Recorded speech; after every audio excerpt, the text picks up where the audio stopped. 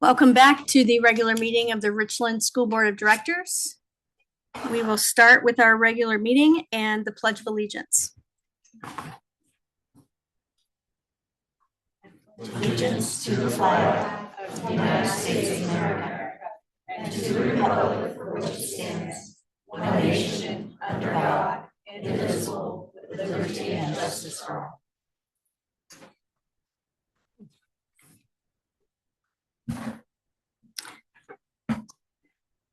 Our roll call, we are all here this evening, and we will move into the communications part of our agenda with our recognition tonight. Okay, so tonight we have a special recognition. January is School Board of Directors Appreciation Month. So for once, you get to be appreciated publicly. And I do want to say that we've had several of our talented students from several schools in the district send in cards, posters, as the public can see, just recognizing the hard work that goes into the job that and sacrifice that you all do for our district. So some of those schools, Sacagawea, Badger, Homelink, Rivers Edge, Jason Lee, all students have, those students have submitted some cards that I believe you have in front of you and some of these posters. Tonight we do have some special guests with us that would like to do some in-person recognition.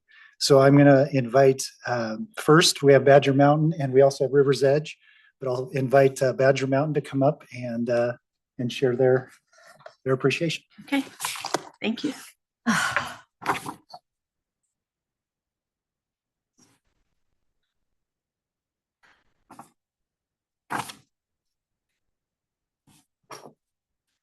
Good evening. We first want to say thank you for all you do. We are Badger Mountain, and with us tonight, we have some of our executive student council members that are here, and they have helped us put together baskets for you.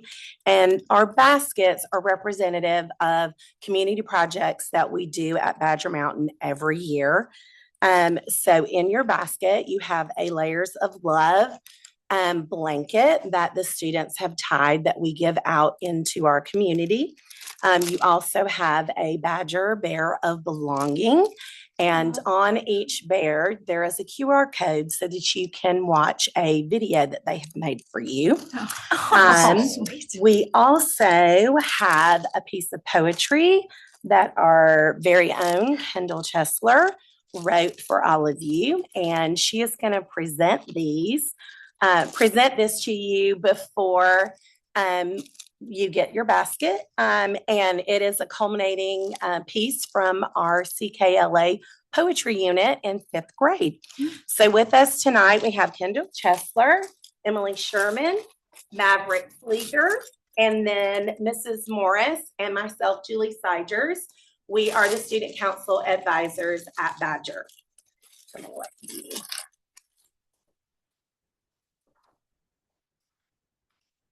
Thank you all. You work and work for us all, so we sincerely thank you all. You show and provide every day leadership in every way. From our students, families, and staff, on our behalf, thank you all for what you do. We couldn't do it without you. From Badger Mountain Elementary.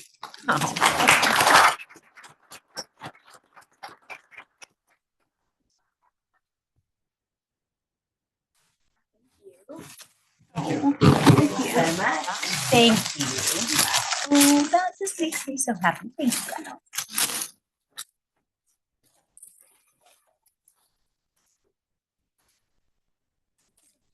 That's very sweet. Well, goodness, I wish we would have went before Badger. That was fantastic. You guys are going to sing and dance for us now, right? Yes, we are. So we have a couple students here to present to. We have our ASB president, Tanner, and then one of our Rivers Edge students, Courtney Dean. Come on up, guys. Want to go first, Courtney? I want to say thank you guys for giving us the opportunity to speak tonight, and thank you for letting our school be open. Rivers Edge has changed my life tremendously, and I wouldn't be where I'm at today without River's Edge. Thank you. Thank you. I want to thank you all. Moving to this school district has helped me a lot, and I'm happy to be a part of it. Thank you, Tanner. Thank you, Courtney. So we had really special River's Edge t-shirts made for all of you. It's a design by none other than Trevor. So Trevor, do you want to present it? Yeah. Different sizes. So on the back, it says, "You belong here." Oh, And then the front is just River's Edge. So that's a Awesome. really cool ones. Thank you. It's under. Thank you so much. yeah, thank you so much. Great, And we thank have- you. we have one more. Oh. Apparently, as we were in the middle of ordering transfers and making shirts, a new announcement came out. And so we had the opportunity to create a permanent honorary staff position for Dr. Shelley Redinger. Oh. Oh, oh, thanks. I appreciate it. Thank you guys for all that you do and for supporting schools. And we just appreciate the support you've shown to River's Edge, especially, and to our students. And when you show up, we just really feel that it's a huge impact. So thank you so, so very much. Thank you. Thank you.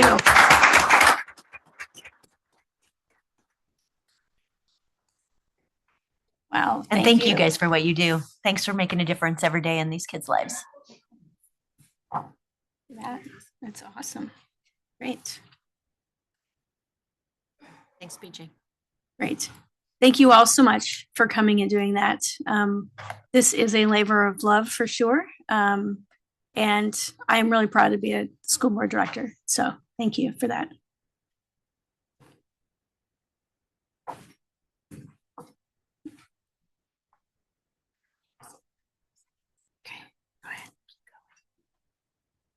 We will move on to our student advisory report. Do we have? That should be a student online. Yes. Okay, all right. Hi. My name is Ella Mabuki. I'm from Hanford High School and I'm a junior. And I just wanted to let you guys know that overall we had a really successful discussion the prior meeting.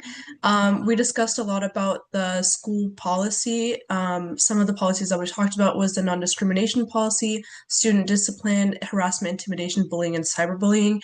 And overall, we thought there were a lot of good points that were made with the policies. However, they seem to be a little unclear as to how they would be used in practice, especially in a student's perspective. So, for example, I'll give you guys a few summarizations of what we mentioned for each policy.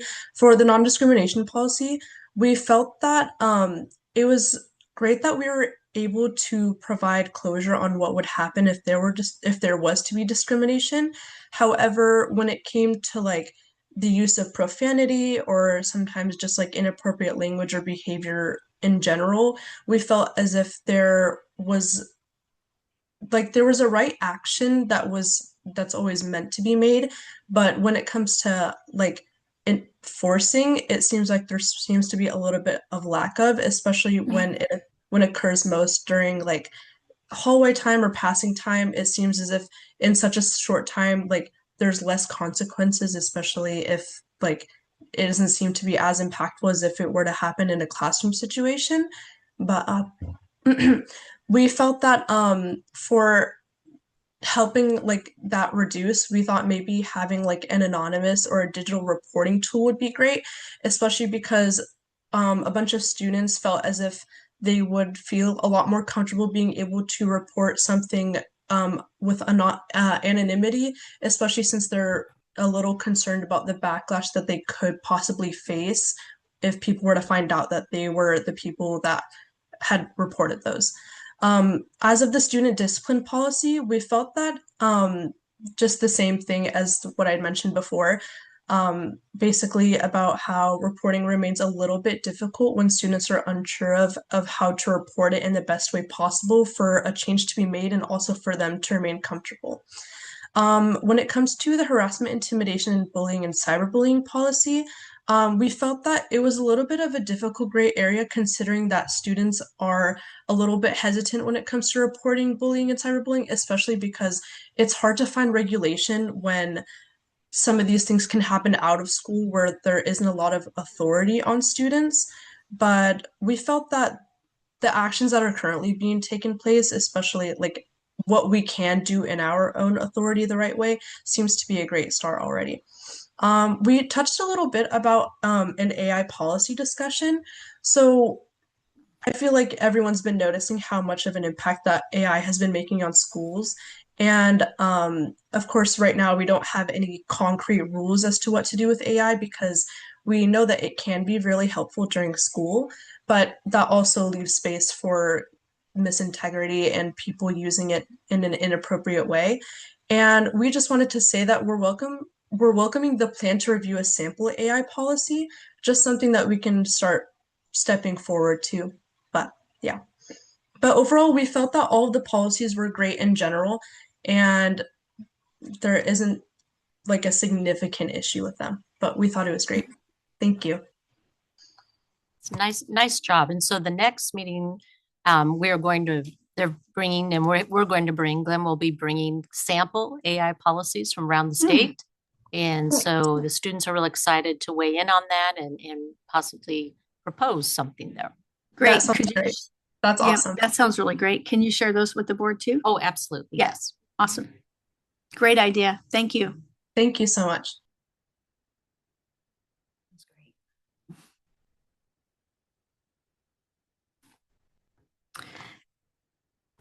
We'll now open the meeting for public comment. This portion of the meeting is an opportunity for members of the public to address the board on matters within our jurisdiction. The board also encourages speakers to present written statements to the board secretary, who can distribute copies to all members of the board. Please keep your comments brief and focused on the issues before the board. We ask that all comments be respectful and constructive, and that the audience remain quiet and respectful regardless of your agreement with viewpoints that are being shared. The board will listen to comments, but will not engage in a back and forth discussion except to ask clarifying questions. Please be aware comments regarding individual staff or students are not appropriate during this time. If you have a concern about a specific staff member, please direct it to the superintendent or discuss it with a board member privately. We set aside 30 minutes total for public comment and allow 2 minutes per speaker. Do we have anybody signed up to speak this evening? It's my understanding that we have no one signed up, either in person or online. Okay. Any takers from anybody in the room before we close it? All right, thank you. We will move on to our board and student representative and superintendent report, and we'll start with Dr. Redinger. All right, thank you. So a few things going on tomorrow. I will be presenting with the superintendent. Bye, everybody. Thank you for being here. Thank you. With the superintendent of Pasco and Kennewick to the Regional Chamber of Commerce. So we will be talking about workforce development, and we will also be talking a little bit about the levy at the end, but mainly the focus will be on workforce development and economics. And I just have to say, happy birthday, Carol. Oh, That was nice of her to be here on her birthday. yeah, for sure. The other two that we're continuing to do our Rise Awards, which has just been really fun going and surprising people. And so I've known this person for years. April Helfelt was one of our Rise Awards for IT, and she has over 30 years of service in educational IT. She was one of the very beginning, with Mike Leesburg that really started our whole tech infrastructure. So a huge shout out. She was really surprised. They were really nervous when I showed up. Ken and Glenn, they thought for sure something bad was going to happen. So, but we assured them it's okay. It's all good. The other was Lewis and Clark. We honored Jill Carter, PE teacher, and Carrie Rose, music teacher. They are beloved specialists at Lewis and Clark, and they were really excited to be honored. And again, this is just so fun to do and to recognize our outstanding teachers that we have. And just a couple of plugs. There's a big basketball game at Richland High this Saturday. And so if you want to root on our Bombers, and then the play, Kiss Me Kate. I'm planning to be there on the 6th of February, but we're hearing really good things that that's going to be an outstanding play. So some really fun activities coming up over the next few weeks. And that's all I have. Okay, great. Student representatives? So next week is Counselors Appreciation Week, and NHS made like a big poster, so I'm excited to see that in the hallways. And then TriTech applications open Friday, and we also had an ASB meeting today. We just kind of talked about upcoming events like LASK, which is next week, which is like a district-wide cross districts about like a bunch of ASB leaders just come into schools and talk. And then we also had Hanford Chess Club get first at state as a team, and they also hosted a tournament a few weeks ago that was really successful. And then Delta Info Night is next Wednesday, and the Wi-Fi at Hanford is now good. Oh, that's real good. Oh, look at Glenn. Yay, Glenn. So there's a winter blood drive on January 30th at Richland, and then an info night tomorrow for financial aid. And then students from Hanford and Richland participated in a music competition called Soul Ensemble last Saturday. And Hanford's going to go to state, and multiple students from Richland and Hanford are also going to go to state. And then spring sports registration is opening on the 2nd for Richland. Great. Thank you. Rick? Okay, so tracking the legislative stuff, it's early. We're not going to get any money, it doesn't look like. Travis might know better, but I don't think so. We're also telling them no new unfunded mandates, no new policy things. They're probably not going to listen to that. One of the interesting bills, though, is they want to pay school directors. There's a bill that's moving to do that. I'm okay with that if they make it retroactive. But there's no. If it comes from the state directly and not the district? It comes from excess levies, and they're tying training requirements to it. Yes. I think we're the only electeds in the state that aren't paid anything. The only elected officials in the United States that aren't paid anything. I didn't know it was the United States, but I know it's in the state. But you do this There's because some it's fun, and for today's kinds of things. This is the best one I think I've gotten. Goodbye.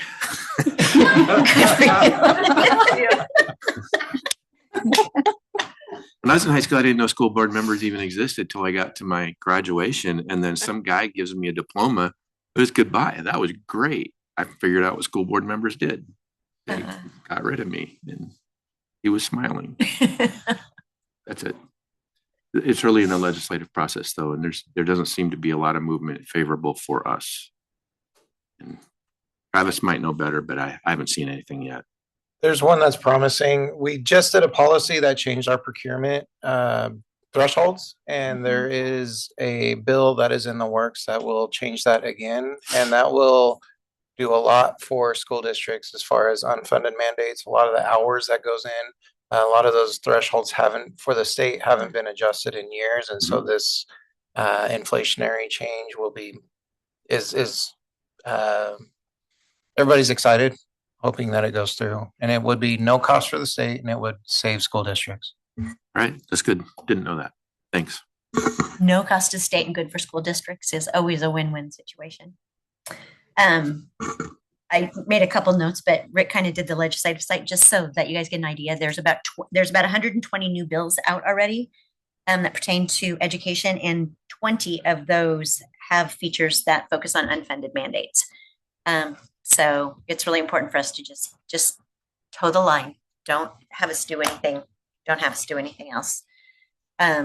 So other than that, did the home link tour. It was great. It was really good to see the exciting things that they're going and doing over there.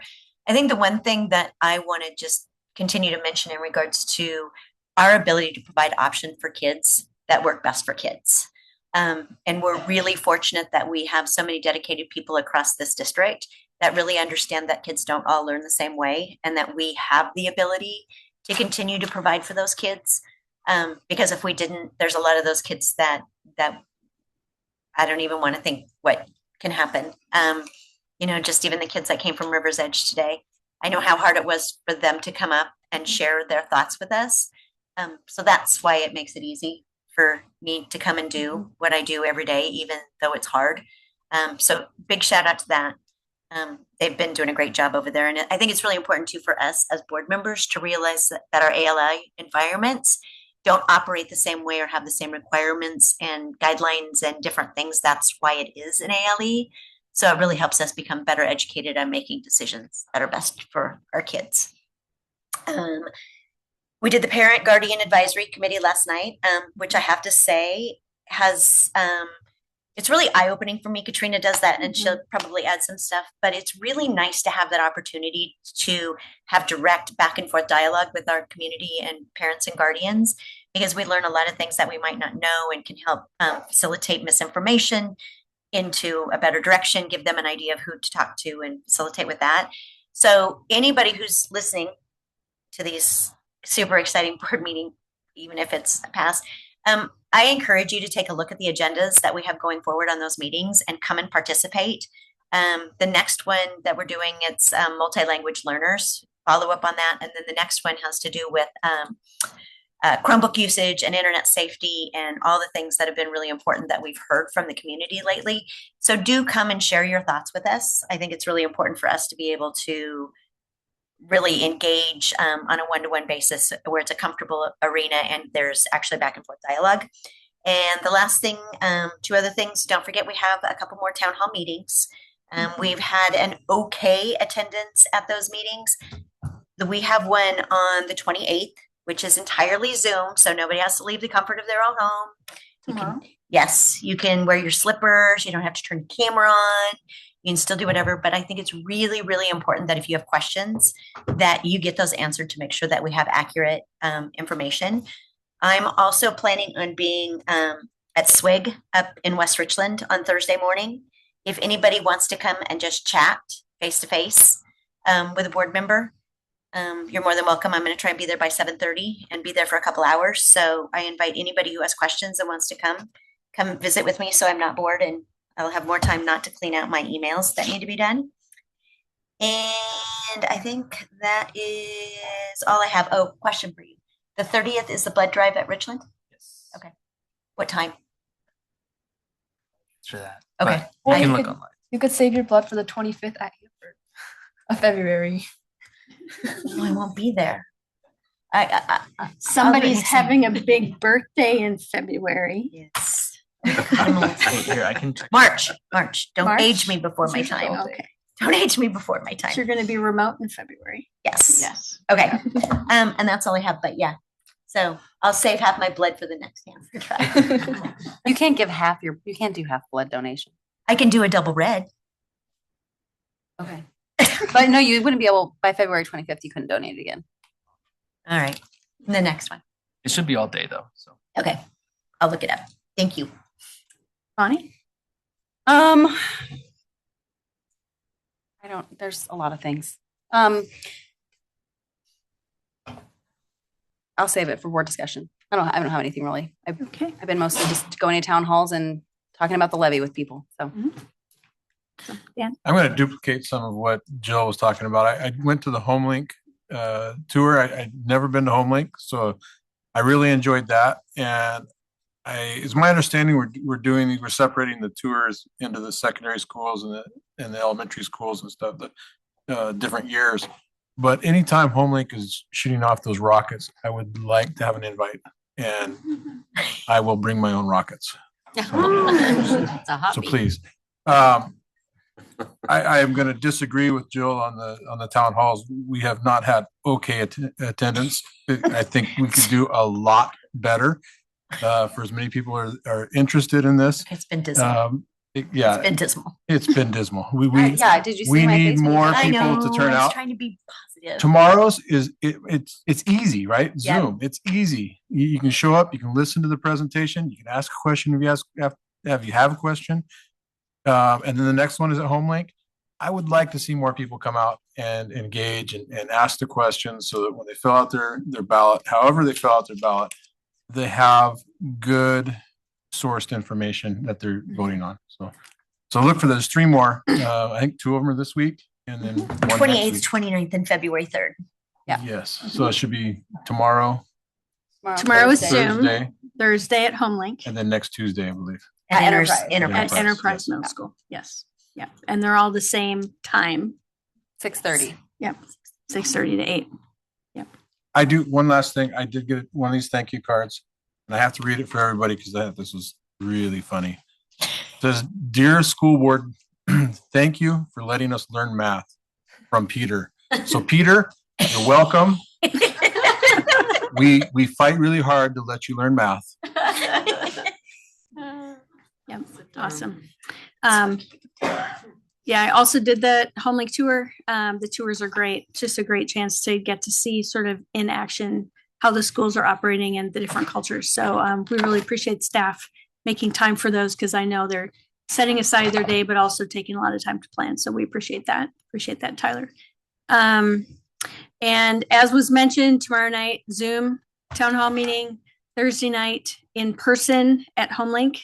Next week, Tuesday at Enterprise Middle School. If you have questions, some subset of us will be at those to answer your questions. We are happy to do that. That's why we are making time in addition to our evenings doing these meetings to help educate people. Another shout out for the public in thinking about filling out your ballots. Those have dropped. Please get those in the mail if you are going to use the Postal Service by February 1st.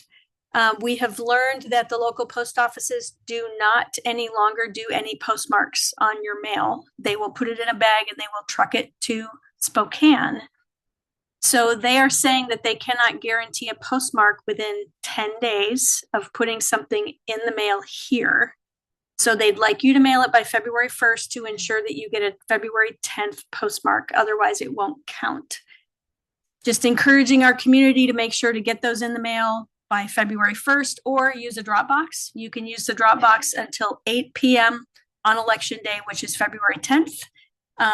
We will be here probably at 8 p.m. on February 10th to give everybody the first preview of what the levy election results look like on that night. So just hoping our community shows up, and we know that when our community shows up, they typically support our schools. And so again, if you have questions or concerns, please come talk to us at a town hall meeting because we're happy to answer all your questions. And we'd like to know what folks don't know so that we can address those concerns. Where are the ballot drop-off boxes? They are all over town. Depending on where you are, you can go to the Benton County elections office and they have a map and a list of all of them. There's one in the parking lot at Badger Mountain Park. There's one in the parking lot at Jefferson Park. Those are the two that I know where they are. And if you go to the website under the levy information, BJ has posted on there every location there where there's a drop box within Richland city limits. And West Richland city limits for that matter. Yeah. West Richland. Yep. Awesome. Okay, we will move on to the business portion of our agenda, and we'll start with the performance audit update again with Dr. Redinger. Okay, just a couple of updates. Our consolidated program review, which is the pretty intensive review, again, that Derek has taken the lead on organizing for us. We've completed one component, which is our Title II portion of that. And so we're making really good progress and looks like it's going to be on time. And then I'll be sharing the final report. And then in terms of, I wanted to really highlight YouTube has been, that is just a mark that goes all over. We're trying to decide for secondary how to best address it. But I wanted to let the public know, and I know we have sent this part out, that for elementary students, we've applied the most restrictive YouTube settings. And so for any elementary student, they should not be able to access YouTube. Disabled videos, shorts, comments, and video descriptions as part of that. K-12, we've blocked all YouTube playables, including embedded games across all grade levels, K-12. Sorry, kids. I know that you're not real happy about that, but we've got to get a better handle on what you're accessing. So we've heard our families and staff, and we're just really trying to lock that down better as we're moving forward. So we anticipate we'll be sharing more for the secondary in February, and that will be wrapped up. We were wondering like, well, why wasn't ours, so if you were an .org, like a K12.org, Google automatically shut any system down that had that in their email addresses. We are unique in that we have .edu at the end of ours, and those are traditionally higher education. And so Google was thinking that we were a higher education institution, and that's why it didn't get shut down. So Glenn's working very carefully with Google in terms of how quickly we can have access to that. I also want to note that we really want to make sure our teachers are prepared to be able to, teachers will still have access to YouTube, but they will have to embed those videos into Canvas. And so Sherry Masters will be working with all of our staff on how to do that as simply as possible, because we don't want to interrupt instruction at all at the, especially at the middle and high school levels. But elementary should be pretty well locked down. If parents see something they're concerned about, please reach out to us at our information website. You can also reach out to our IT director or reach out to me directly by email, and because we're really trying to lock that down. So I'll give another report on that in the future. Yep. Students, do you have any questions for me?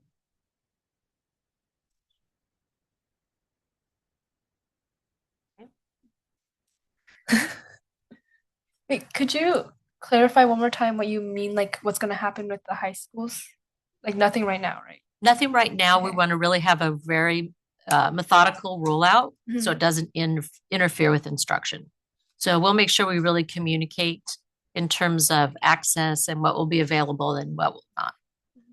And you said teachers would have to like embed the videos into Canvas, but do elementary schools use Canvas?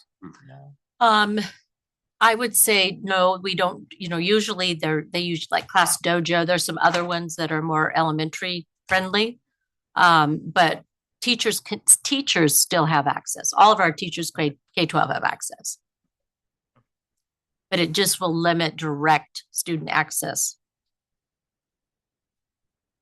Just trying to keep everyone safe and healthy. So I knew you guys were I could tell you wanted to ask a question. So more to come on that. Glenn, anything you would add? Okay. Not at this time, he said. Okay. Great. Yeah, that's right. Okay. Thanks. Any other questions for Dr. Reininger about that? No? Okay. Then we will move into our high school update.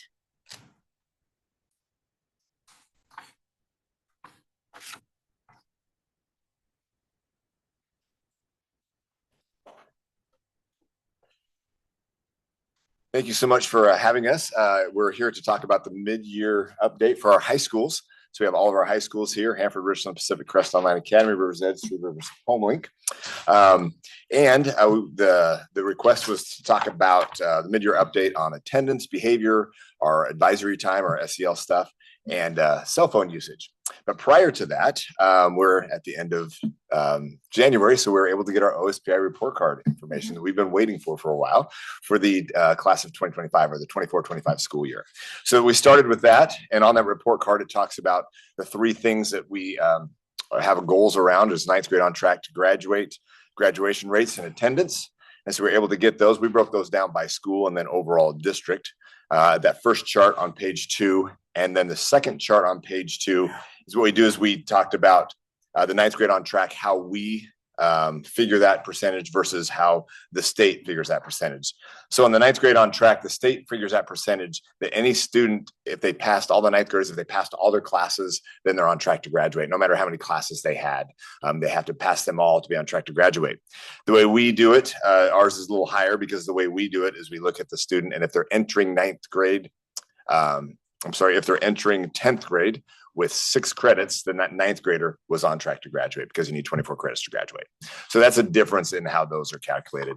But you can see there, we have some celebrations. The graduation rate jumped 3.4% there. So before your graduation rate prior to the class of 2025, the class of 2024 was 82.8%, and we jumped up to 86.2%. So we're climbing there a little bit. Our attendance went up just a touch from 74.6 to 76. our ninth grade on track, the way they calculated it stayed the same. But you can see that, and you guys wanted the 9th, 10th, and 11th grade on track to graduate. And so we entered that there as well. So before we get to the schools, are there any questions about the state data? And before I turn it over to the schools to kind of, for any questions you may have about their individual school data.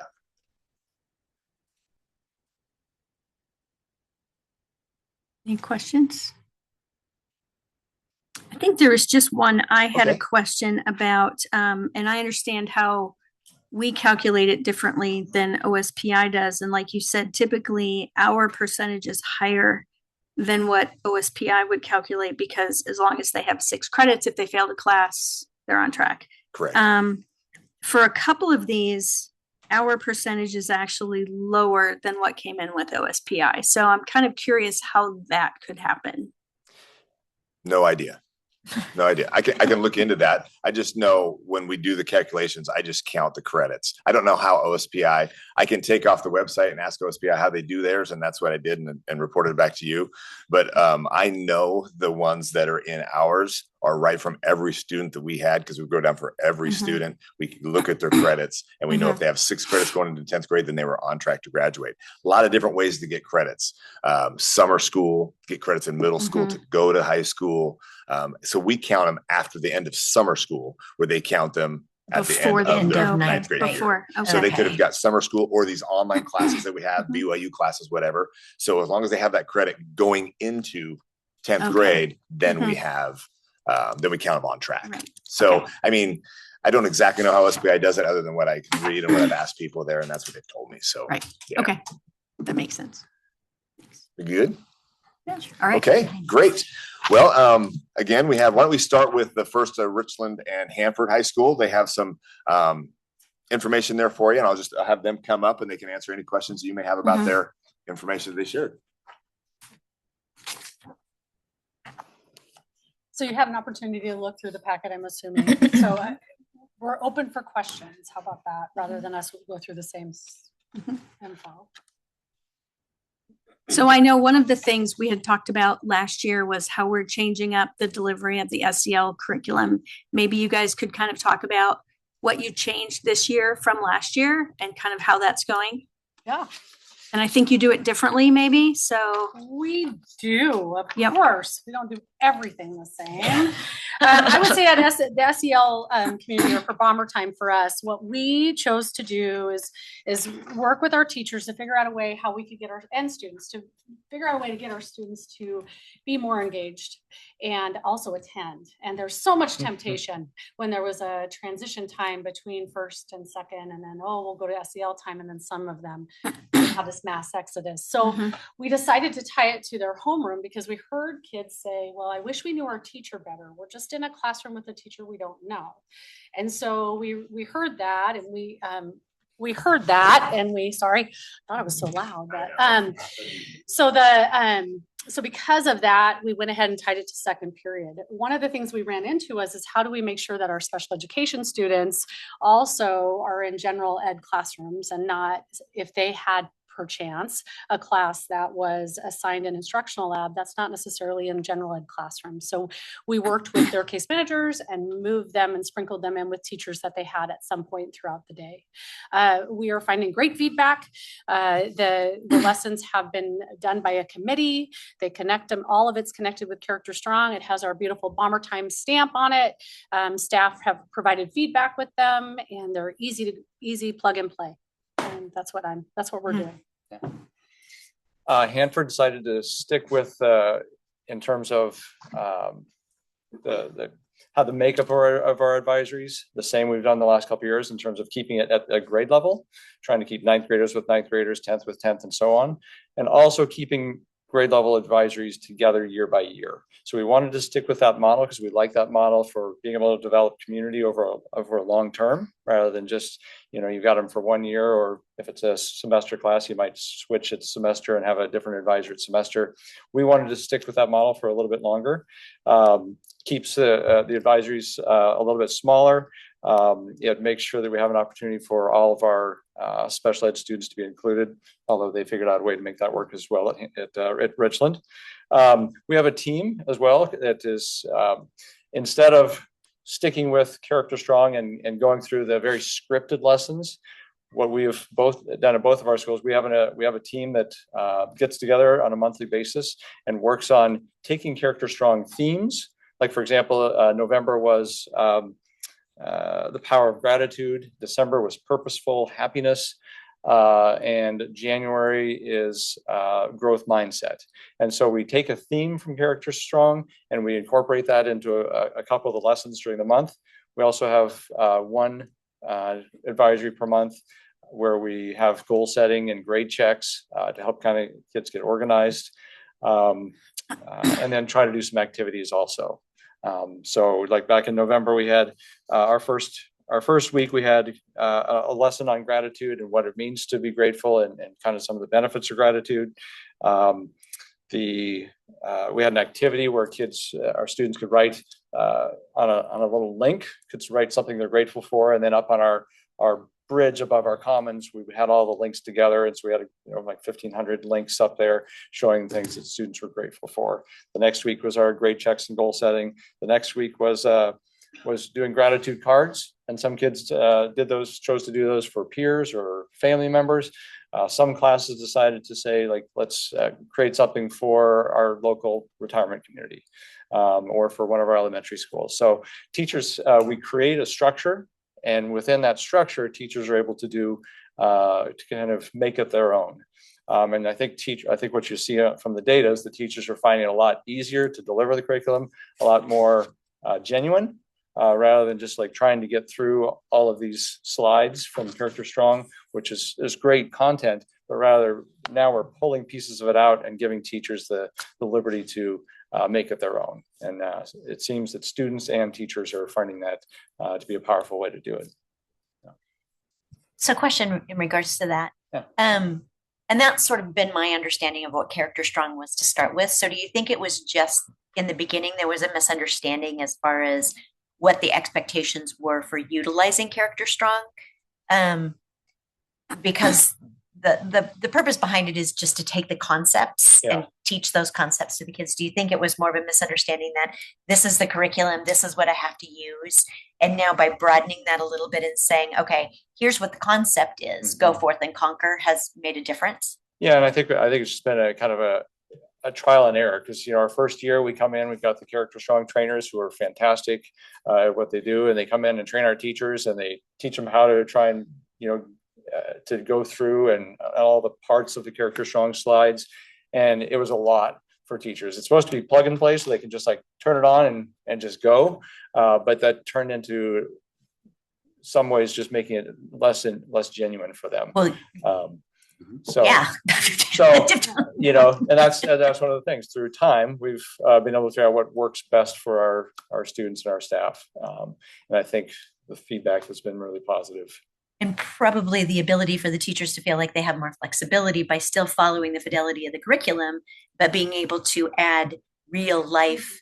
Because, I mean, plug and play in any environment is boring, particularly when you're in high school. I mean, teenagers don't like to be told what to do, nor do adults. Right? So exactly. It's nice to be able to have some flexibility and freedom. Yeah. Yes, that's good. I mean, that's super positive, because I think it is really important that, we move forward with things, and since our customer is the students, sure. to make sure that becomes more effective. So thanks for Well, I had talked to a couple of different teachers just about the Character Strong stuff, and they said the same type of thing, is that it feels more genuine if it's something that's coming from the heart, and they're talking to their students and stuff, and the students kind of see through anything that's the plug and play part of it, playing a video and stuff. But there was also some feeling that sometimes it's just too simple, the Character Strong stuff. But I'm kind of curious, over time, as we go year after year, if we end up building up kind of our own way of doing things, and whether it's still Character Strong or is it just Richland Strong, whatever it ends up being. But I had a question for you guys. Since you're doing it differently at Richland High School and Hanford High School, I think the challenge that would be obvious at Hanford High School would be the attendance at the, for the advisory period. Yep. Do you find that to be the case? And what do we, Yeah. what do we do to And I try think, to encourage that or you know, police that or whatever? Based on survey results, it looks like Richland teachers are seeing a bigger difference in the attendance this year than Hanford are. I did it just to kind of just pull up yesterday with some random data from, I guess not random, but from our first Wednesday in December and our first Wednesday in January, and just looked at attendance data for first period and for advisory on that on the same day. So advisory follows first period, and we had about it was 5% absence during first period, both of those dates, and about 10% for advisory. So we are still seeing that. I think we're seeing less kids opt out this year. I don't know the exact number, but I think that we had some kids opting out at the beginning of the year. And then once they saw that it was different, we just haven't had the concerns that we've had. We haven't had the parent concerns coming up anymore. So that's been useful. And then at Richland, one of the concerns I heard from a Hanford teacher that said, well, if we do it the way they're doing it at Richland, I could see some teachers that decide to give maybe a little extra time on a test or a quiz or something instead of doing that. Absolutely. That was a discussion. And so, I mean, we're present and we walk through classrooms, and of course there's going to be, some that push that, but at the same time, we do a separate, like we ring a bell and we have a little song right now. It's a Bomber Time song that we play, and AI generated. And anyway, but it's really fun, right? And so usually teachers really can't keep going after that. They stand up, they do the pledge, and then they're on to their lesson. But you're right, that is something that we were really concerned about. However, students talk, and so do teachers. And when teachers and students are talking and saying this is happening, then that's an opportunity to say, hey, you're not doing what we're expecting of you, right? Yeah. I will say too, it's really hard for students to want to leave when they're in class, right? So like before they could, in that transition time, Right. they could leave. Right. Now they're just like, they're not going to go look at their teacher and say, I'm out, they're going to stay. So, but I see what you're saying, that, yeah. And that has been a concern. Yeah. Thank you. But I think when we did our tour as well, you were showing us some other innovative things that you're doing with attendance overall. Yeah. Yeah. Which are super exciting. If you want to share those, I don't think everybody was there. So we've challenged our teachers every week. We actually challenge them to take attendance. And I know that seems odd, but as we work throughout our day, sometimes at the end of the day, we're like, oh, crumb, I forgot to do attendance for this hour. And so then the attendance wasn't accurate. And so when we were trying to pull attendance up last year, we would have all this speckling weird attendance, and it just wasn't doing it for us. So we challenged our staff that, hey, if you do 100% attendance, we're going to put you on this magic wheel. Your name's going to get on it, and we're going to spin it every week. And so every week in our Monday morning meetings, the admin team has sponsored so much money. We go ahead out of pocket, donate to the school store, and the teachers get whoever wins that week gets a $10 gift card to get Bomber Bucks. And so what we're seeing is they're actually, we're all competitive naturally. So they're like fighting to see who gets it. And it's been really great. It's been great. Yeah. And then we also have Perfect Pass, which is accounting for our kids being tardy. So now the teachers aren't having to worry so much about that. Kids come in. If they're late after the bell, they scan their ID card, which is beautiful. And then they automatically get a ticket that says, hey, you're tardy. And it tells you what their next consequence is if they have detention or whatever, but it also gets them into class a little faster. So both of those things have seemed to help get our kids in the building. Yeah. I think that's great. Just from a parent perspective, I think it helps with tardies too, because now if you're like 10 and a half minutes late, I don't know in what world 10 minutes late is just tardy, but apparently it used to be still tardy, but now you're absent if you're 10 minutes late. And so that's a whole different game, right? Because then your parents find out that you're absent. They have to, call the office or whatever. And so it's been great. Yeah. I love it. Yeah. I have other questions, but they're not on the same subject, I guess. We're kind of covering the whole thing at once. Or? Sure. Yeah. So I thought, just a comment, you're looking at, thank you for all the time you put into putting this stuff together. But I thought it was remarkable to me how similar all of the data points were between the two high schools. Yeah. I don't know, a little surprising that there wasn't something that was a little bit different, right? But I had just a quick question on the suspensions. And when I look at the categories of what people are suspended for, kids are suspended for, what is a defiance-based suspension? Because that looks like one of the larger ones. Especially at Hanford. So we, Yeah. yeah, go ahead. Yeah, and one thing just to note in terms of the Hanford data on here is a number of our, you'll see actually the number of behaviors listed on there is higher than the number of suspensions. That's because we, Swiss, when you enter, which is our portal where we put all of our behavior data, Swiss has the ability to put down more than one behavior for an incident. So you might have a student that, I've got a few examples here, but we've got a student that was caught vaping in the bathroom. And then we catch the student in there, like, hey, come on down to the office. Student takes off. So that student got marked both for, the vape as well as defiance in terms of not following orders from a staff member. So that's generally what defiance is. It's actually categories in terms of our behavior definitions for the district. I think it's defiance, insubordination, and maybe disrespect are all kind of put together in the behavior definitions that we have as a district. So that's one example. Usually it's repeated offenses of, like we've asked you multiple times and now you're not doing this. Very often you'll see it paired with another behavior. Makes a lot of sense. Yeah. Yeah, I noticed for Hanford too, there was a number of physical aggression. So what kinds of physical aggression are you getting? Physical aggression is, and again, Push what? You can push me. Yeah. That's right.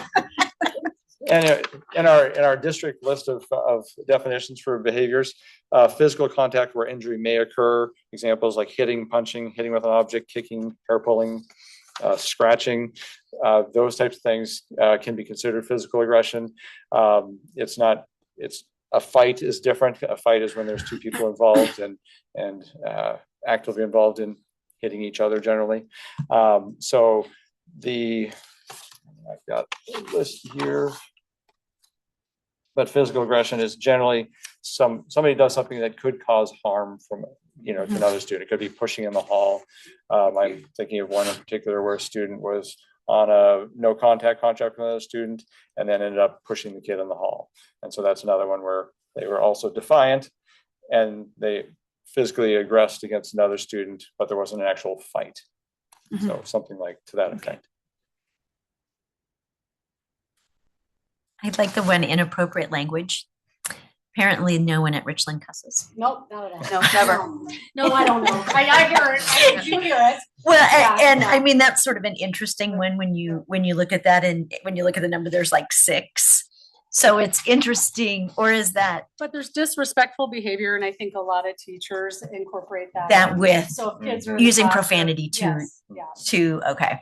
It's how they identify the referral too. Okay. And this is just suspensions, not all bad. Right. Right. So I'm thinking if you get suspended for yeah. During a physical aggression. Yeah. Right. Yeah.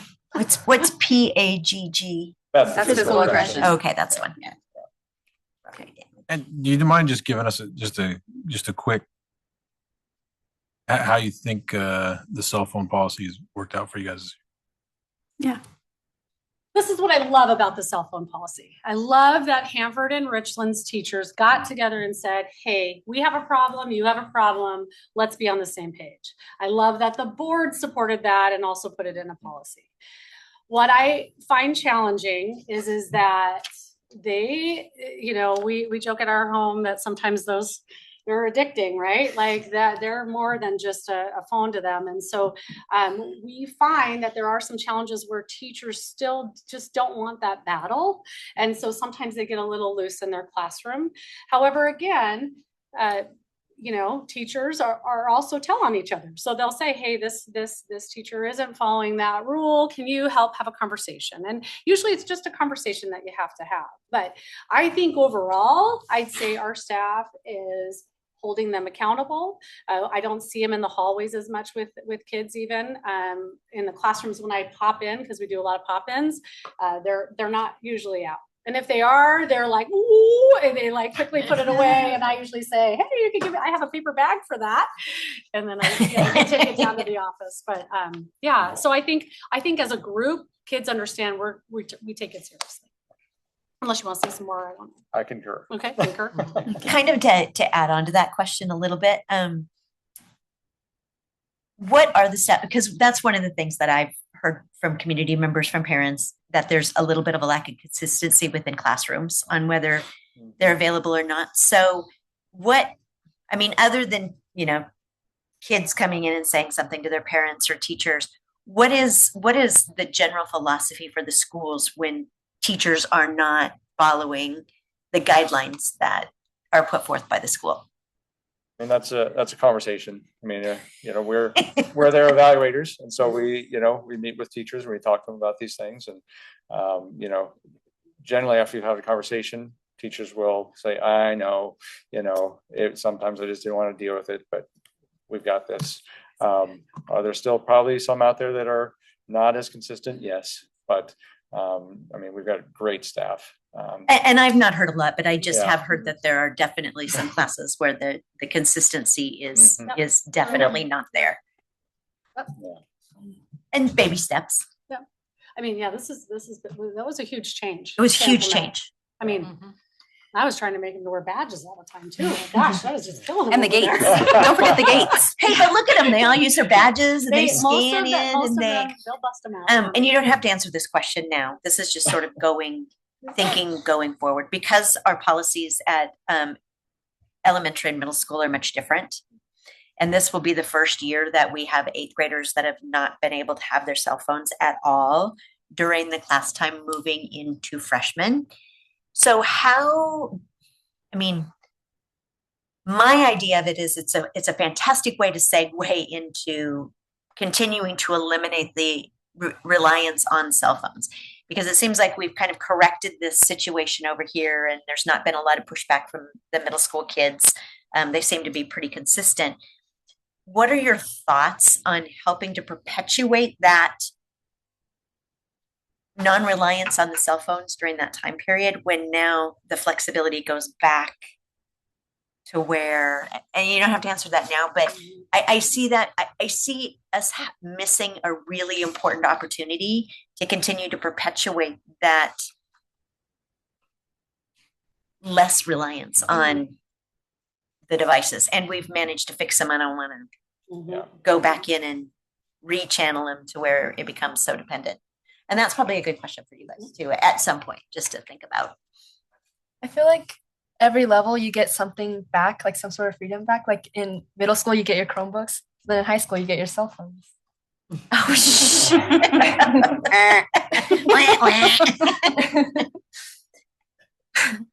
Anyone who wants student input, I'm just saying. I do, and I do think it's important, but I do think there's levels. I think by the time you're a senior, hopefully you can figure out how to utilize that.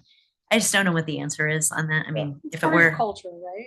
As just like even character strong, kids get used to it. It's a part of them. We have themes at Richland High that are similar to what we have at the elementary level. We try to complement them, right? So like they just are used to hearing those words and those and hopefully over as they transition into high school, maybe they can handle it. And they find out that they don't have to in those habits, because I mean it is best practices. We know for a fact by data and statistics that those are not good.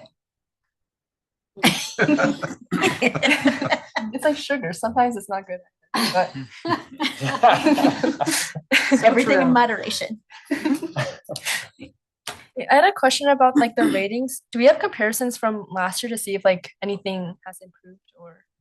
No, we didn't ask the same questions last year, and particularly because this year we changed up the format so much. So we had some questions, particularly that were like, how did you think this was compared to last year? Like were the lessons more high school appropriate than last year? Was it less scripted, more real? So we had some comparison questions that way, but not specifically the same questions from year to year.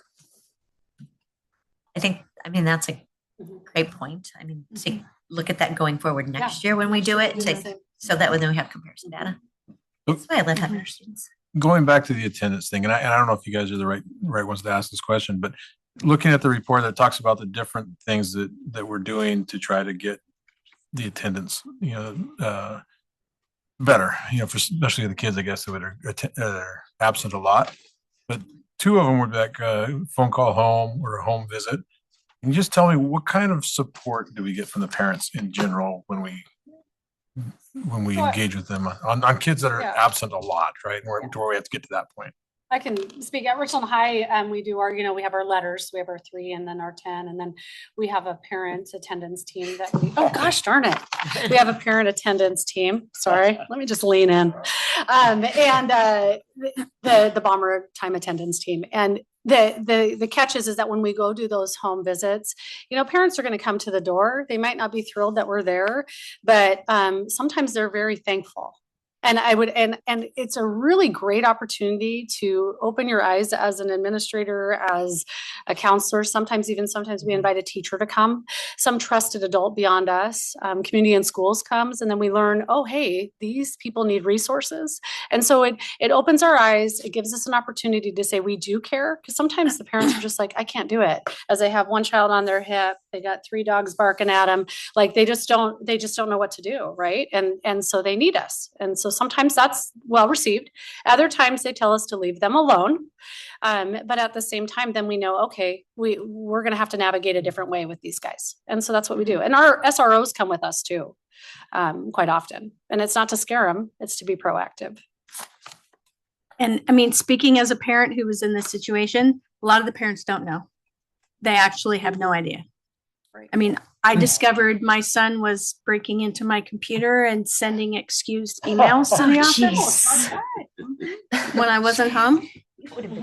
And I didn't know until I went to go pick something up and they were like, oh, you excused that. And I was like, no, I didn't.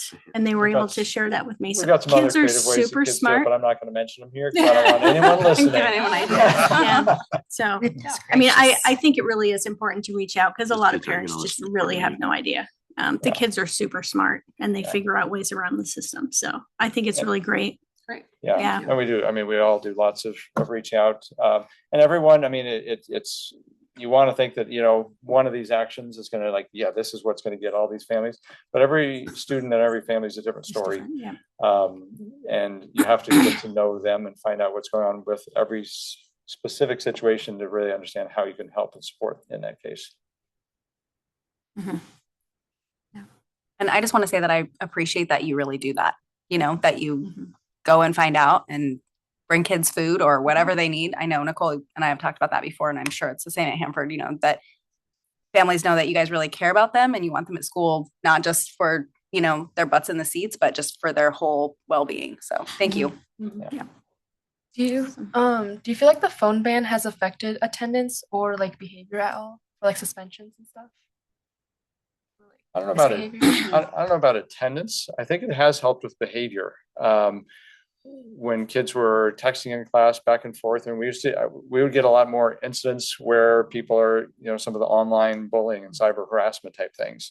We're not seeing that as much because kids are off them throughout the day. And so they're not like, hey, messaging my friend about you and messaging each other throughout the day. So I think it has helped. It helps keep kids more focused. And if they're more focused in class, they're less likely to be doing things that they're not supposed to be doing. So I think it has. I don't know about attendance. Yeah, I don't know. What do you think? Like they're just swiping and they forget to come to school, or what? What are you thinking? No, it's for attendance. It's like I've heard a few things like about some people talking about how they didn't like going to school as much anymore because they didn't have the phone time. But that's like very specific. Like very few people who are like really addicted. Yeah. Maybe need some intervention on that. That's right. Yeah. Was that you, Tiffany? I know her comments on cell phones. I'm like, She forgets I work with her dad. Yeah. Any more questions for Richland and Hanford? Awesome. Thanks, you guys. Thanks, you This guys. is really Appreciate great. Questions for PCOA, River's Edge, and HomeLink? So, And I'll just switch off there. There we go. yeah.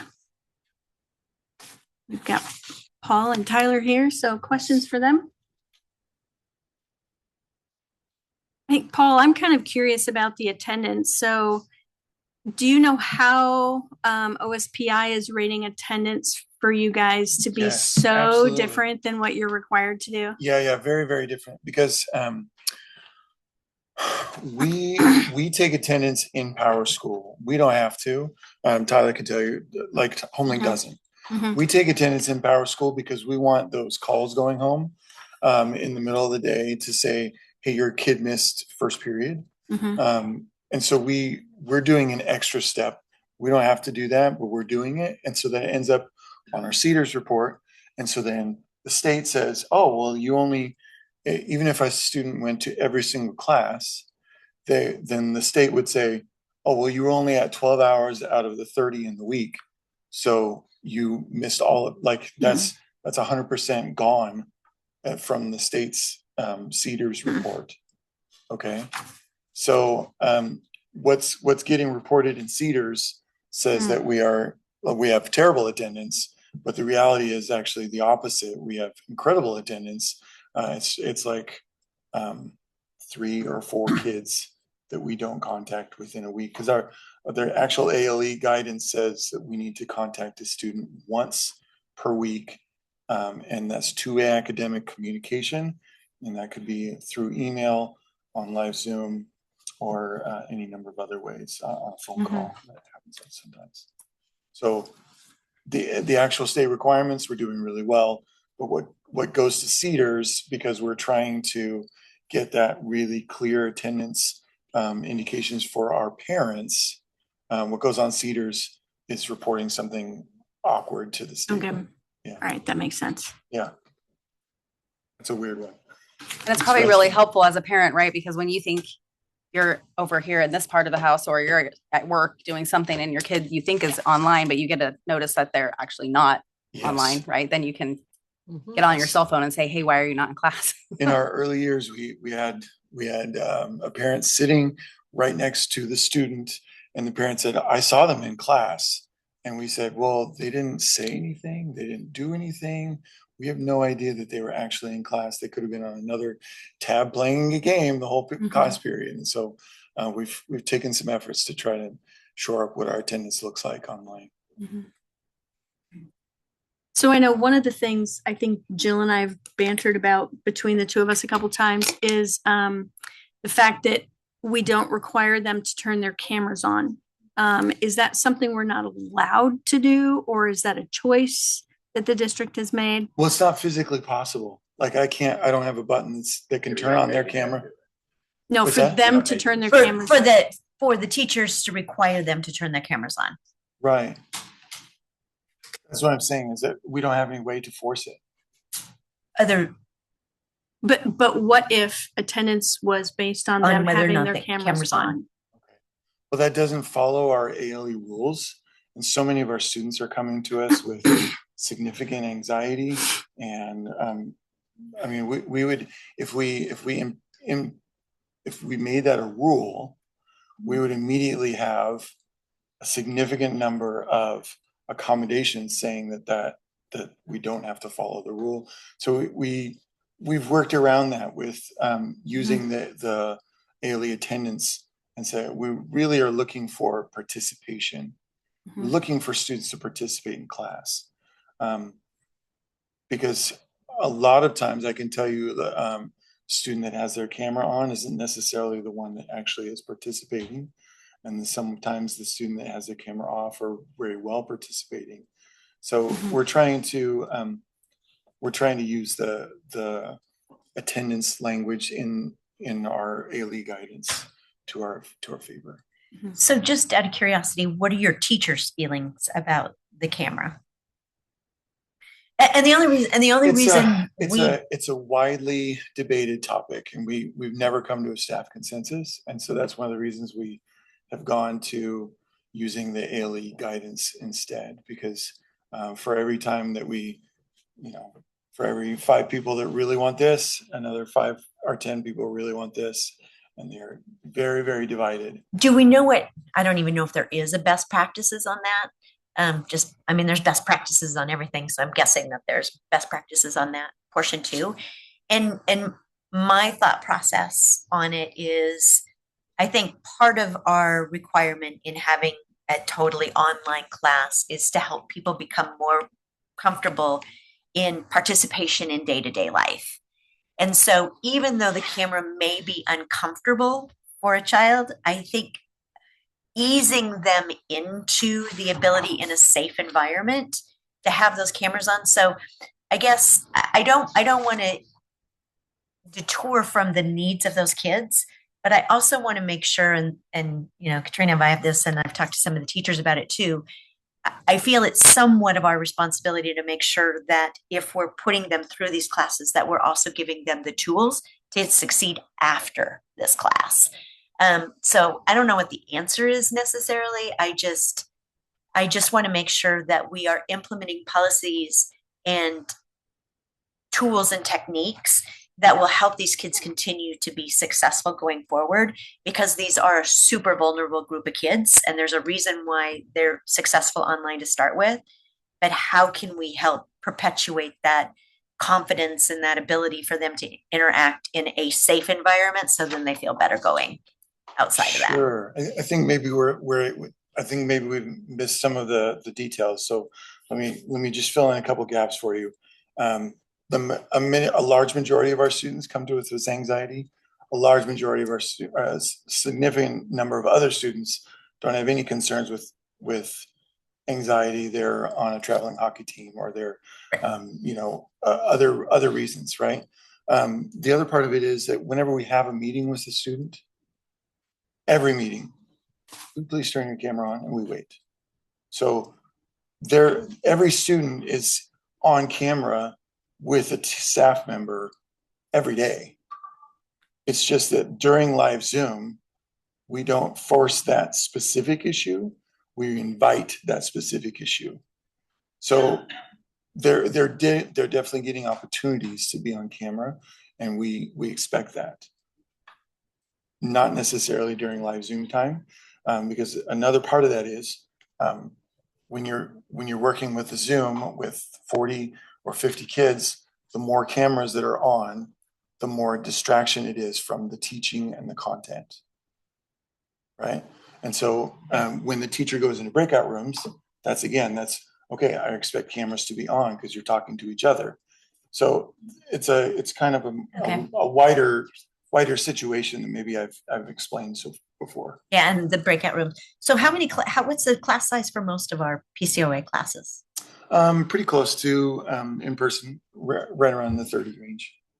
Yeah. And when you talk about ALE guidelines, are those like from the state? Yes, from OSPI. Yeah. Okay. There's a learning options department that only has 3 or 4 people, but we keep them busy. Yeah. That was a good answer on the camera stuff. That's Thank a good practice. Thank you.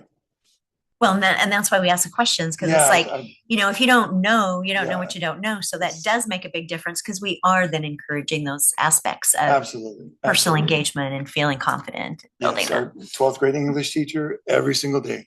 Hey, welcome to class. Please turn your camera on. So it's every day we're welcoming it and we're inviting it. But then when the teacher is giving instruction, those cameras, it slows down the Zoom, and then we have lagging problems. And so there's a tech issue, there's a distraction issue. So it's kind of a multifaceted problem.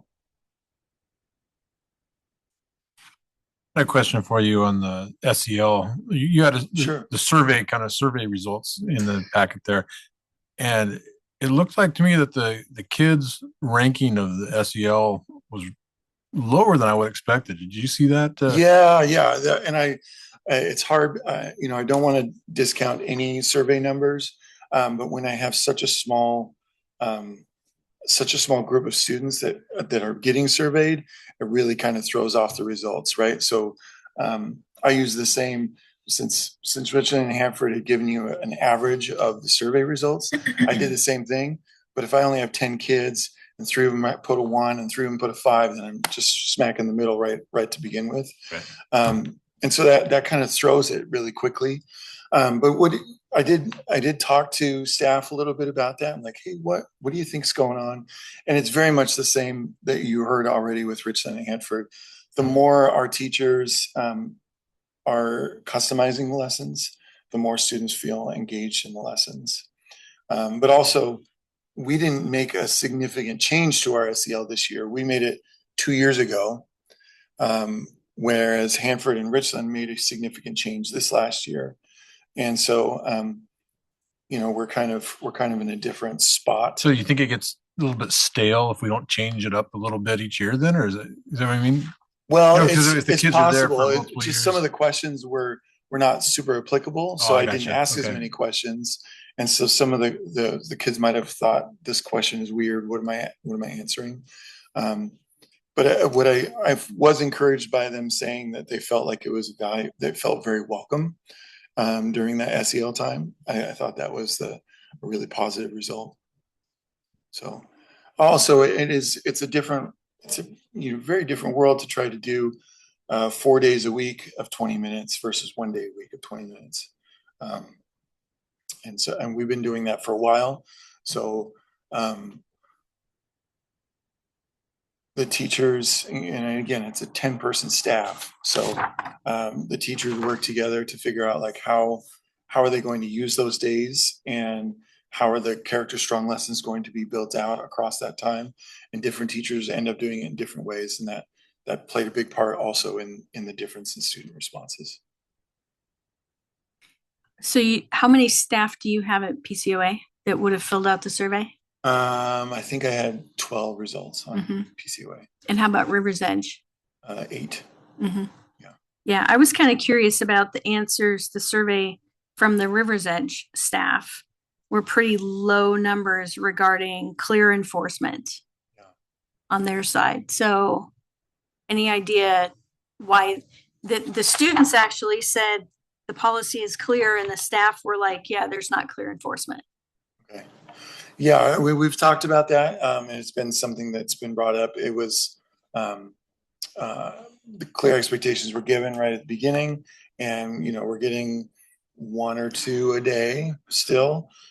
So it's there's some confusion, but again, that's that one staff member feels like it's not being done perfectly, and this other staff member, they balance each other out very quickly with an 8-person survey results. So, but we're trying to shore that up and make sure that everyone feels like we're addressing it consistently. Do you also feel that your student base at River's Edge has a little bit of a different set of circumstances in regards to cell use, just because some of them might have families at home or childcare issues or those types of things, to where they feel like the demographic is just a little bit different, and the experience factor and what their circumstances are a little bit different? So I don't know if that has an impact on the cell phone use necessarily, but I could see where it potentially It could. certainly does, and we've tried to build in some relief valve points, like so a student can step outside of class if they really need to take a call or answer a text, that sort of thing. So we've tried to build in some of that, but we still have students violating the cell phone policy every day. So Those accommodations where you need them we're trying based to on your accommodate and still student uphold needs. the rules, and it's a tough line. So I think that's probably where the staff feel like it's not as consistent. Right. We're working on it. Right. It's Well, tough. because it's hard. I mean, it's hard. That's why it's an ALE again. Exactly. Yeah.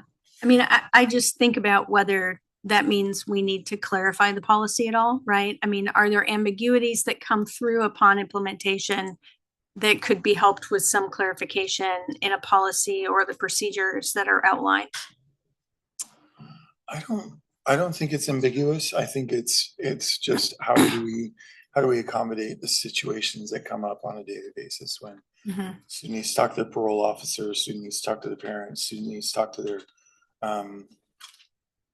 and we have a lot of different weird situations that happen on a daily basis for us. So. Okay. Any other questions for Paul on River's Edge or PCOA? Do you guys use character strong for both? Yeah. And then like, how do you teach them online? Online. We use a lot of the same, activities, but you have to modify it. Like whenever you're doing a small group,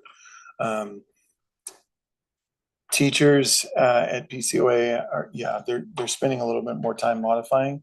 They also collaborate together. So we do it by grade level, like you guys, but also there's usually 2 teachers that are putting together for all of the 7th grade, all of the 8th grade, all of the 9th grade. And so the 2 teachers, 2 heads put together, and they modify things a little bit from one week to the next. So it's working.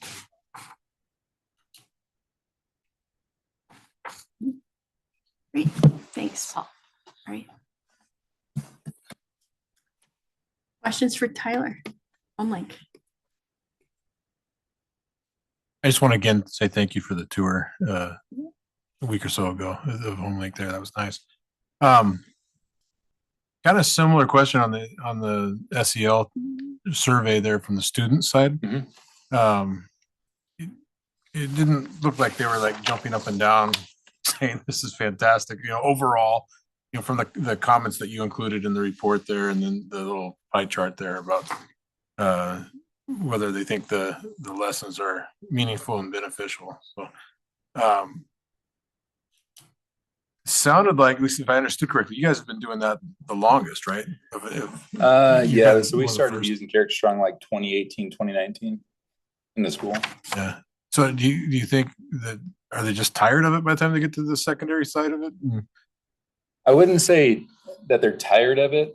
Typically, so when you look at like the secondary comments, what I find is that they're looking for more of that organic conversation. And so like when you pull up a slideshow, it may feel like, okay, we have to like pause a real conversation and then work through the curriculum. But when the teachers look at that in advance, they can go through and they can modify, they can find ways to embed it into their class. So we do Character Strong during 4th period. So it's just algebra class, and then they do the Character Strong lesson with it. So it's extended. So we don't have an issue with them opting out of it. But then the teacher can find a way how they want to incorporate that at any point during their class. So then there's some choice in that. And then we do it twice a week on Monday, Wednesday with primarily a high school group, and then Tuesday, Thursday, primarily the middle school group. Well, similar to what everybody else is saying, right? When it's more personalized or whatever. That's really it. Like, I think that if it doesn't feel authentic, the teenagers, they kind of turn off to it. And in the past, the kids from HomeLink who come and talk to us about SEL have been the most positive out of all the high school kids about the Character Strong stuff. I remember a couple of them in particular saying, like, I don't know what your guys' problem is at Richland Hanford, but we're doing great over here. Yeah. Well, it's like the Character Strong trait. So like we embed it in the culture of the school. So like sometimes they don't just see it as Character Strong. I mean, we talk about Character Strong, like they know it's the lessons. They see the character traits of the month all throughout the school. We talk about it consistently. So it's common language. I think it's more specifically like when there's a conversation, like if it's, for example, like a sub comes in and if they're going to go through like a sub plan, it's like, well, this is just kind of awkward. I don't really know how this fits in. Versus like a teacher who knows the kids, they might take the lesson, they can kind of adapt it, but they're still hitting the same point. But really overall, it's about student connection. That's what we want to have from the moment they show up to the moment that they leave, is that we're embedding it into the culture and the DNA of what we do. And that's why it's like, this is the HomeLink culture, not necessarily just Character Strong. So it's just naturally part of that everyday, what do I want to say? The everyday experience with the students. Yeah, I mean, I think if you look at the survey data, it doesn't look like the teachers like Character Strong at HomeLink either. There are quite a few either neutral or negative responses to, that how the students respond to the lessons and whether, they feel like it's been meaningful to them. So. Yeah, and again, I think it really comes back to, so we use Character Strong to meet the requirements for SEL. And then there's a lot of teachers that kind of feel like as Character Strong's changed, it's changed a lot since 2018. It's become more robust. It kind of gets a little bit more intensive in terms of like finding the lessons. There's a lot more to it. And then some of the teachers feel like, well, I can just hit the targets and I've done it long enough. I can just do that. I can make a lesson and talk about empathy. What does that look like? Or what is selflessness? And I can engage the students organically in the lesson. And that's where like that feedback comes in from the staff, is like a canned lesson if they're teaching it. Not necessarily a fan, but if they have the ability to adapt it and accommodate it and work with the students, then there's more support and buy-in. So the survey comments are more speaking to the Character Strong platform than they are to the benefits of the SEL lessons. That's what I would say, yes. Yeah. And then it's specific for secondary, the staff. Yeah. Yeah. Yeah. There was also a little bit more ambiguity from the staff in terms of how clear and easy it is to enforce the cell phone policy and the kids following the policy in their classes. Again, I just, curious, once it's implemented, are there any changes needed with the policies or the procedures to really help in that process? And we revisit that with staff. So really what it comes down to, it's setting expectations. So we have the start of second semester right now. And most of the time what the teachers have at least shared with me, so we haven't had any office referrals for the phone. It's typically just a reminder. But if it comes up, usually the teachers they have the comments of I just don't always enforce it, or I don't remind them. And then we do send them, in the core syllabus, parents will sign off on it, students will sign off on it. But we just communicate with the parents. And what we find is when we let the parents know that's a problem, typically the phone doesn't show up the next time. Right. So they're like, well, I'll fix that problem really quick. But all in all, we really don't see that much of an issue with it. It's just specifically for this survey and the the data that we were collecting. What I also like to look at is what's the academic impact? Are they off task, the off task behavior? So even prior to the cell phone policy, we really didn't see that much where students were disrespectful with it. I mean, every kid, I think they now have them growing from their ears, the earbuds, they're everywhere. They just have to be reminded of that. But they're not defiant. So they're not disrespectful. It's oh yeah, okay, I just forgot I sleep with a man, So then if you just give them the reminder, then they right. Hopefully not. Okay. I have. Yeah. Okay, so this is a little bit off topic, but kind of on topic. It is for any of the principals. So we asked staff what they thought about a curriculum that we bought, and we got mixed answers. A lot of them didn't like it. If we ask the same question for the science curriculum or the English curriculum, would we get about the same numbers? First question. Second question is, how many of those teachers actually use it without modifying it? Or how many of those teachers actually use it at all? Third question is, how many millions of dollars could we save if we let them use OER and the teachers who actually wanted to use it, we buy it from? Who has enough guts to come up and answer the questions? I would say definitely the first one. I'd say you're going to get a wide variety of responses no matter which curriculum you're talking about. Sure. Okay. Very, very wide. Some teachers absolutely love it. Some teachers hate it, and everything in between. Okay. Did I tell you my dad's a teacher and my mother-in-law's a teacher, my wife's a teacher, 3 of my kids are teachers, my ex-wife's a teacher. And none of them watch school board meetings, so I can say what I want. I don't think any of them use it with fidelity. My dad used to come home and make his own curriculum every night, and he made it passionate. He was passionate about the stuff he taught. So I'm wondering, as we see declining enrollments, I'm still looking for things that we can change or that will make students want to be in class and want to come. And I hear things from students that, if a teacher is passionate about the subject, even though I didn't think I liked the subject, once they're passionate about it, that feeds their fire. But, assuming that their basic needs are being met somewhere else. There's other complications with its lives, but I would agree with what you just said. I think that it really comes down to the individual where there's passion. So what I say is if the teacher's passionate, the students are passionate. And I think we saw that in the board tour. I think some of you got to see the student rap on rocks, geology. And so maybe geology for some may not be as interesting as for others. But for those students, they're able to connect. Teacher wanted to make it fun. They're able to memorize all of the different rocks. Was that from a specific canned curriculum? No, that was adding in their own style and flair to it. And students loved it. They responded really well and they retained that information. So what can the board do to make teachers' jobs easier and corollary to that is save us money and engage more kids. Are we too rigid on some of this stuff? Like character strong, or because my uninformed guess was we would get the same kind of results no matter what curriculum we were asking about. Are we too rigid?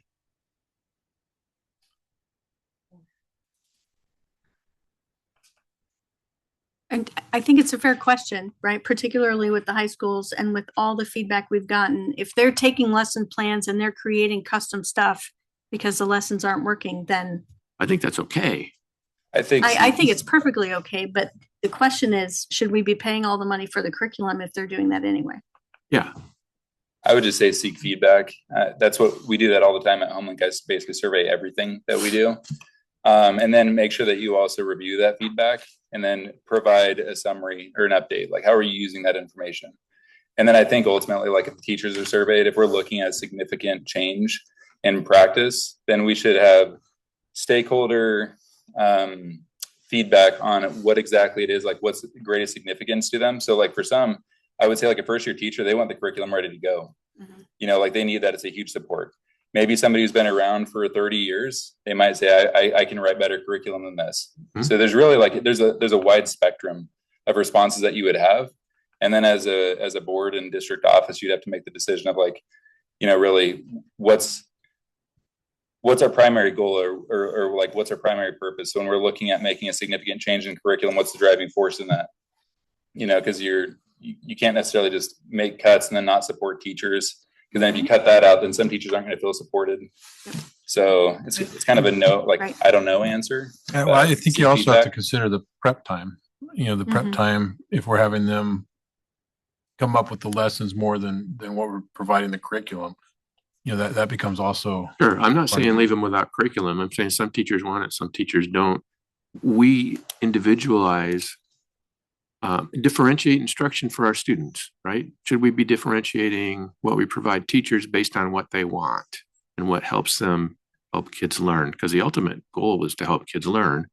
And I know every one of you has walked into a classroom and found curriculum still in the plastic wrappers that were delivered 4 years ago. Because I've been doing this long enough where you've told me things like that. So, and those books ain't cheap. But also, like, how much training do they get for like character strong, like mental health specifically? Because I feel like it's hard to be passionate about something you don't understand, especially for like different generations, I guess. Yeah. I don't know the answer to that. I think there was a lot of training that came with the curriculum. Yeah. But the other part, sort of to look at that from the other side, I think not having curriculum and not using fidelity is a bit of a slippery slope. Because we've all had those teachers that you can't wait to go in their classroom. You cannot wait. It might be the driest, worst, like horrible, like, I don't know, history. Don't name anything because you're going to offend somebody. Huh? Don't name a class. You're going to offend somebody. Well, like history or like science. If you're offensive, stop. Or if it's something that you're interested in. But my point is, it doesn't matter what it is. If you're not interested in it and you don't have a dynamic teacher, it's hard to go to that class. So if we don't have those guidelines in place that have curriculum fidelity and have different things, I think I'm more interested in looking at what do we need to provide for the teachers across the board in order for them to be successful with the guidelines that we have set forward. Because I think every teacher, regardless of what they do, want to be successful and want kids to want to come to their class. But I mean, you're going to have the kids that love the class and you're going to have the kids that hate the class, just depending upon where their interest lies. So how do we, rather than trying to figure out, I mean, if it can save money, great.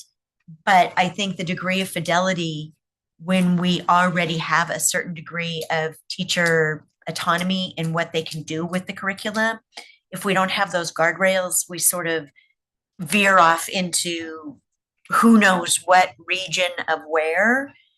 But just to give them the ability in the schools and the tools and techniques that they need to be able to feel successful in what that is.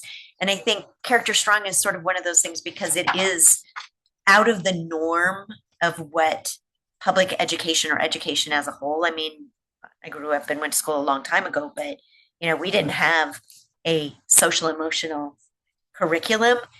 It just sort of got embedded in the things that we did because everything was a little bit different. So I don't know what the answer is, but I do think that by giving that autonomy in a whole bunch of different areas or in a curricular specific area, it just might be a little bit of a slippery slope. But you have more experience because you have educators in I just have had students. So, Yeah.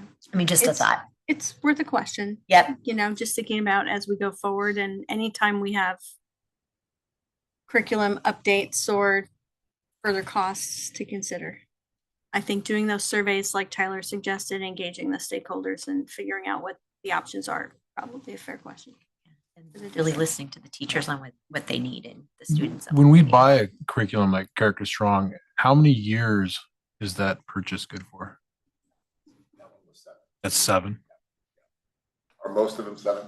7. That's Dan. That's one of the things that kills me because I still have my high school physics book and it goes all the way through the steam cycle and how a nuclear reactor works.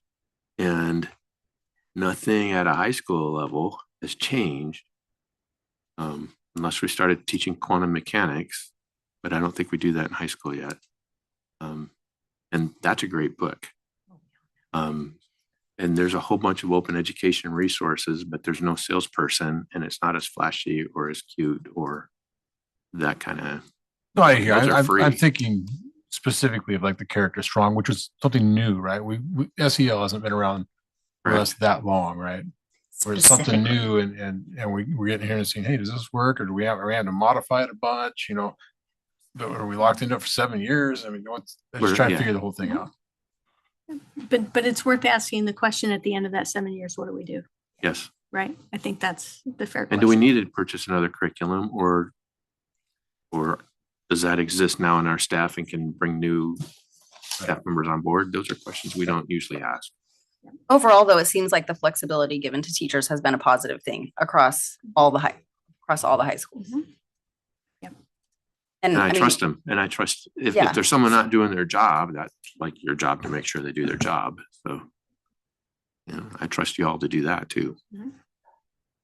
And I don't want to be a party pooper, but we're still on the first item of business and it's 8:11.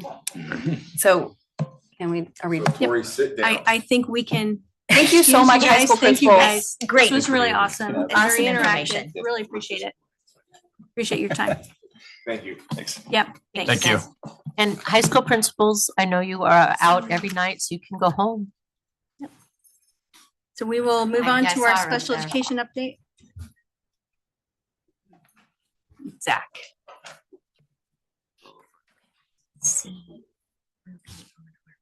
I have a little short presentation, but there we go.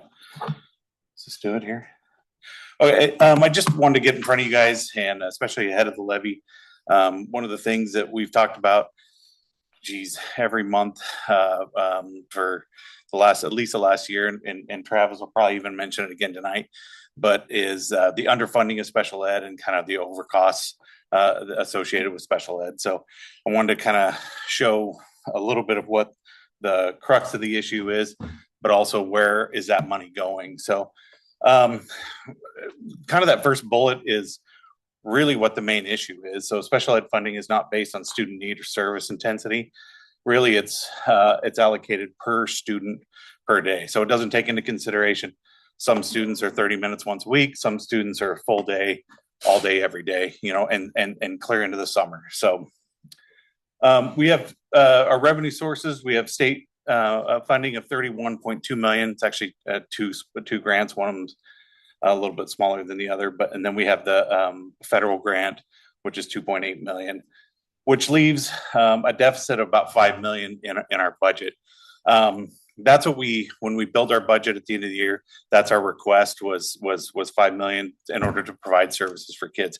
What typically happens is we'll make that request, it gets approved so we can provide all the service we had, and then over the course of the year, we'll get more kids, our revenue goes up and that comes down. So for example, last year, I think our ask was 4.6 million, and I think we closed out at I want to say 2.1, but let's say 2.7. So we saved on the $2 million on the ask that we asked for. So that's just because, you know, our revenue goes up. So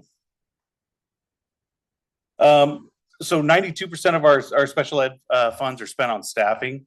And of that, 98% is direct service to students. So of those staff, we put all but 7.5 right there towards students that are directly working with our kids. So it's one of the things that, like, you know, as things like budget cuts and getting tighter and things like that, you know, we sacrifice stuff over services. Like we really want the services going to our kids. That's going to be the most important thing to us. And that's one thing we kind of focused on. That's kind of a little breakdown. You can see our on the left, 92% staffing, and then our 8% is other costs, which I kind of broke down in the packet, and I can explain more if you have any questions on that. And then there on the right is our direct student service, 98%. And you can see that wedge administrative costs. So that's like the 4 administrators and our 3.5 secretarial staff that we have. That's a rough, that was me putting this together this morning, trying to work on it. A rough idea of our staffing, but 110 plus teachers, 27 speech pathologists. You can see that. I'm sure there's more, and I know I'm worried about forgetting some, you know, specific people in there, but you can see. And then we have other contracted services that are not reflected in that 92%. So when it's contracted, it comes out of the MSOC side of it. So like audiologist, teacher of the deaf, we pay for, we have a contract with a psychiatrist or a psychologist who's a BCBA who comes in and provides us some outside support too. So the cost of meeting students' needs, services are individualized. So that's another thing that's different than basic ed. So every student has an individual education plan. That's what it's focused on. And then many of our students receive services like speech. You see, we serve like 1,200 plus students in speech. Really seeing a giant uptick right after COVID. But one thing we are seeing is we're kind of seeing a slow progress. We've seen some more kids exit as that 3-year reeval comes around. So every 3 years, we have to reevaluate students for special ed. And then motor therapy, 500 plus students. And then we also provide services like behavior, vision, hearing, and some other intensive supports. Student services can far exceed $100,000. We don't have a ton like that, but it does happen when you start to provide. I don't want to get too specific because it starts to kind of point towards certain students, but there are some students out there that have really high needs. So, and then our out of district placements can also exceed $100,000 as well. So I know that was quick, but really what I wanted to show was, yes, we're, you know, underfunded in special ed, but I wanted to show that we spend, you know, most of that or majority of that towards direct services for students. So question, Zach, Yes. when you say out of district placement, you mean in district students that we place in a different district because we can't meet their needs? Correct. Yeah. So Right. like the deaf ed program is Mhm. over in Pasco is one Mhm. that we pay them to serve our students. That is a really important program, and they have a whole school built around that with services, you know, that can meet those students' needs. Yeah, over I there. just wanted to clarify so Yeah. people don't think we're taking out of district students and paying for services Right. for them. Right. Thank you. Yeah. Yeah. When we say some student services exceed $100,000 per Mhm. year, do we get set amounts for a special education student? And then Yeah. anything over and above that, the district is responsible for paying for? Yes, but there is a thing called safety net, and which is a whole nother complicated math problem that I didn't put too much information because it gets real complicated. But they set a threshold. The state does anything over $40,000 would be then we can start claiming safety net. And it's, you know, they change the rules every year, but we do submit for that. We get about we usually budget for about 250,000. We usually get about 300 to 350,000. And then, but some student, I mean, we only get about $12,000 per student. That's so we get $12,000 per special Mhm. education student. Only when their costs exceed $40,000 do we then get to go in and regroup some of that money over and above $40,000, Correct. right? Yeah. And you might not have the answer to this right off the top of your head, and some of your other numbers show, but what percentage of our special education student population would you say is fully able to be accommodated by that $12,000 we receive? That's a hard one to answer, because I think a majority of them are. Okay. But the cost of the other students far exceeds. Yes. Okay. Yeah. So like it's like speech only. I think we have 400 students that are speech only. So, right there, like it looks like, well, we're making money on those kids. No. But the high cost to serve our other students is where we lose out on. It balances out. Yeah. And on your table where you had your staff members, like this SLP, speech and language pathologists, and some of the other ones, are those full-time employees? No, or those are are just those bodies. okay, that's what I thought. Yep. Okay. So like I think we have 27 speech therapists, but it's like 23.4 FTE. FTE, yeah. Okay. Same with the motor therapists. Most of our school psychs, I think we have 17 school psychs and 16.8 or something like that. So yeah, I have all those numbers, but yeah. Yeah. But all that Yeah. adds up into that. Questions? Just as a comment, and my number might be a little bit off, but through the state, we would do a comparison on how much the entire state is underfunded in special education across the board that the state does not fund for. And I think the state of Washington, and you can see by part of this, it's close to $500 million. That's underfunded. And I've tried to compare, like I've talked to, local districts and stuff, but everybody funds and pays for things differently. So like another district, any day outside of the 180 days, the kids paid for differently. So when you start looking, it's like, we're not really comparing apples to apples there. So it's a little weird. I'm happy to like sit down because there's more information, but the more detailed you get, then you start identifying, student needs, and I just don't want to put any information out there that might lead to specific students. But I'm more than happy to anytime sit down and we can go over everything. So it's a lot. I think we're good. I just have one question for you. Yes, ma'am. So I think many of us are really super excited about the grant you have for the inclusion stuff. What would be a good time frame to come back to the board as you're sort of evaluating things to just kind of give us a status update? So everything is due on this grant by June 30th. So I was planning on coming back at the very least then. I'm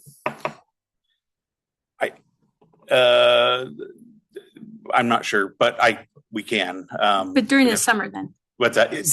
Yeah, I was thinking like that end of June. So we should have it all wrapped up for this portion of it, and then we should have a plan for next year also. So okay, yeah. So just keep us informed. Okay.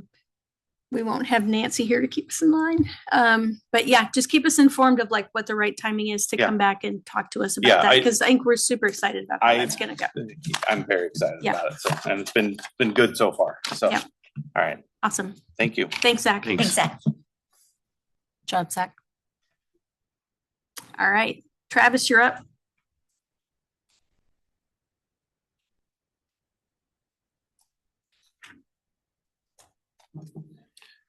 Okay, before I get into the framework, I am very happy to say that here we are in January. We are not needing to do a loan. That's huge. Great job, Travis. Yep. That goes to everybody in the district. So start of the year, we talked about goals, and here I am presenting my financial framework. That is essentially the pinnacle goal that I needed to try and accomplish this year. I did ask for a February date with the idea that formalizing this framework plan can be used for the next budget coming up for 26-27. And so that's why I targeted that February date. I do want to, before I get started, kind of talk about some of the pieces of that goal, develop that financial framework focused on fund balance recovery. The main goal in this was 8% of annual expenditures by August 2030. And I think we're going to accomplish that and exceed that with this framework. We're going to incorporate some fund balance targets into the annual budget development. We're going to be monitoring this monthly. A lot of the practices and ideas that I've already been presenting are being incorporated into this. I'm going to make some adjustments after the adoption and formalization of this framework to also include some of the components that we'll talk about. Part of a SMART goal is the achievable, and I talk about gradual progression.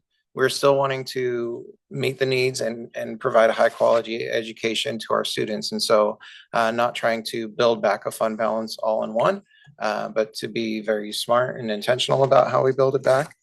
And then preparing the district for economic uncertainty and enrollment fluctuations. We've been talking very much, just talked about underfunded and unfunded mandates and some of the challenges that we're experiencing. The framework goes into a great deal about the challenges. I think in the interest of tonight, I might not speak so much on the challenges as that is, I think, clearly stated in the narrative of the framework. So yeah, and ultimately, part of the guiding principles also to reinforce our trust and to build back our trust with the community through just being transparent with our finances. I also want to start at the start of the presentation to acknowledge part of the goal is also to have this framework reviewed by my peers amongst the state. And so I took some very close and trusted people. One person in particular, I've always looked up to him as kind of a role model for this role. Tom Fleming over at ESD 105.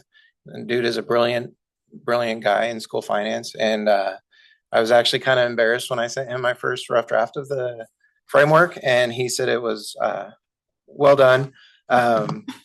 Gave me some comments, and then also want to acknowledge the WASBO president and Oak Harbor CFO, Amber Porter, the WASBO vice president and Battleground CFO, Michelle Scott, director of school finance. He used to be actually in my seat as well at ESD 105, but now he is in Toppenish, Dustin Kinley. And then the gentleman that's at my seat over at Puget Sound ESD, Justin Lantine. So those are the folks that I was able to actually receive comments from. I sent it to the entire WASBO board. Also, this framework, I'll be presenting it at the WASBO conference this year. So I think it was very well received amongst the peer network. We had dinner with WASBO leadership. I think they're fanboying over this and over you. I think they're a little fanboying They too. talked about it quite a bit, which made for a really exciting dinner. Yeah. So the purpose of this is to restore our fund balance back up to 8% by August 2030. Initially, the idea was to do that, but I also wanted to try and build something that we could look at as essentially a in-place framework that we can maintain stability. And so I'll kind of hit on those when I get to the key components. This is going to be aligning with the OSPI financial health indicators and ultimately, again, like I said, reinforce the public trust. So I utilize some guiding principles through this. Obviously, we are stewards of public resources. And so that's first and foremost in consideration on why we need to build this framework. We need to be sustainable. We need a model that's going to be sustainable. We just talked about some of the challenges that when we've been talking about all fall, all the challenges, and we need to build some sort of sustainable game plan as we go forward. Equity, I put in here, focusing on students. It's always our focus. Our focus is our students and making sure that we're providing the best education we can, and we need to be financially stable for that. Transparency, we're going to incorporate some new pieces into this to try and become even more transparent for our community. And then also accountability, and the accountability playing into this is utilizing outside indicators, like I'll mention the OSPI indicators and starting with the next slide, but using the OSPI health indicators to really hold us accountable to meeting our standards moving forward. So the school district accounting committee revealed some new weight values. These health indicators have always been at OSPI, but OSPI has adjusted the weight values. And so if you're looking at it right now, I think if on OSPI, the percentages might be different, but if you go to this school district accounting advisory committee, they introduce new measures to weigh out how essentially a GPA is given to school finance. And so the first and most critical is the fund balance to revenue ratio. That's at a 45%. This chart shows how in the past we've been healthy, and then we did a significant drop in 16-17.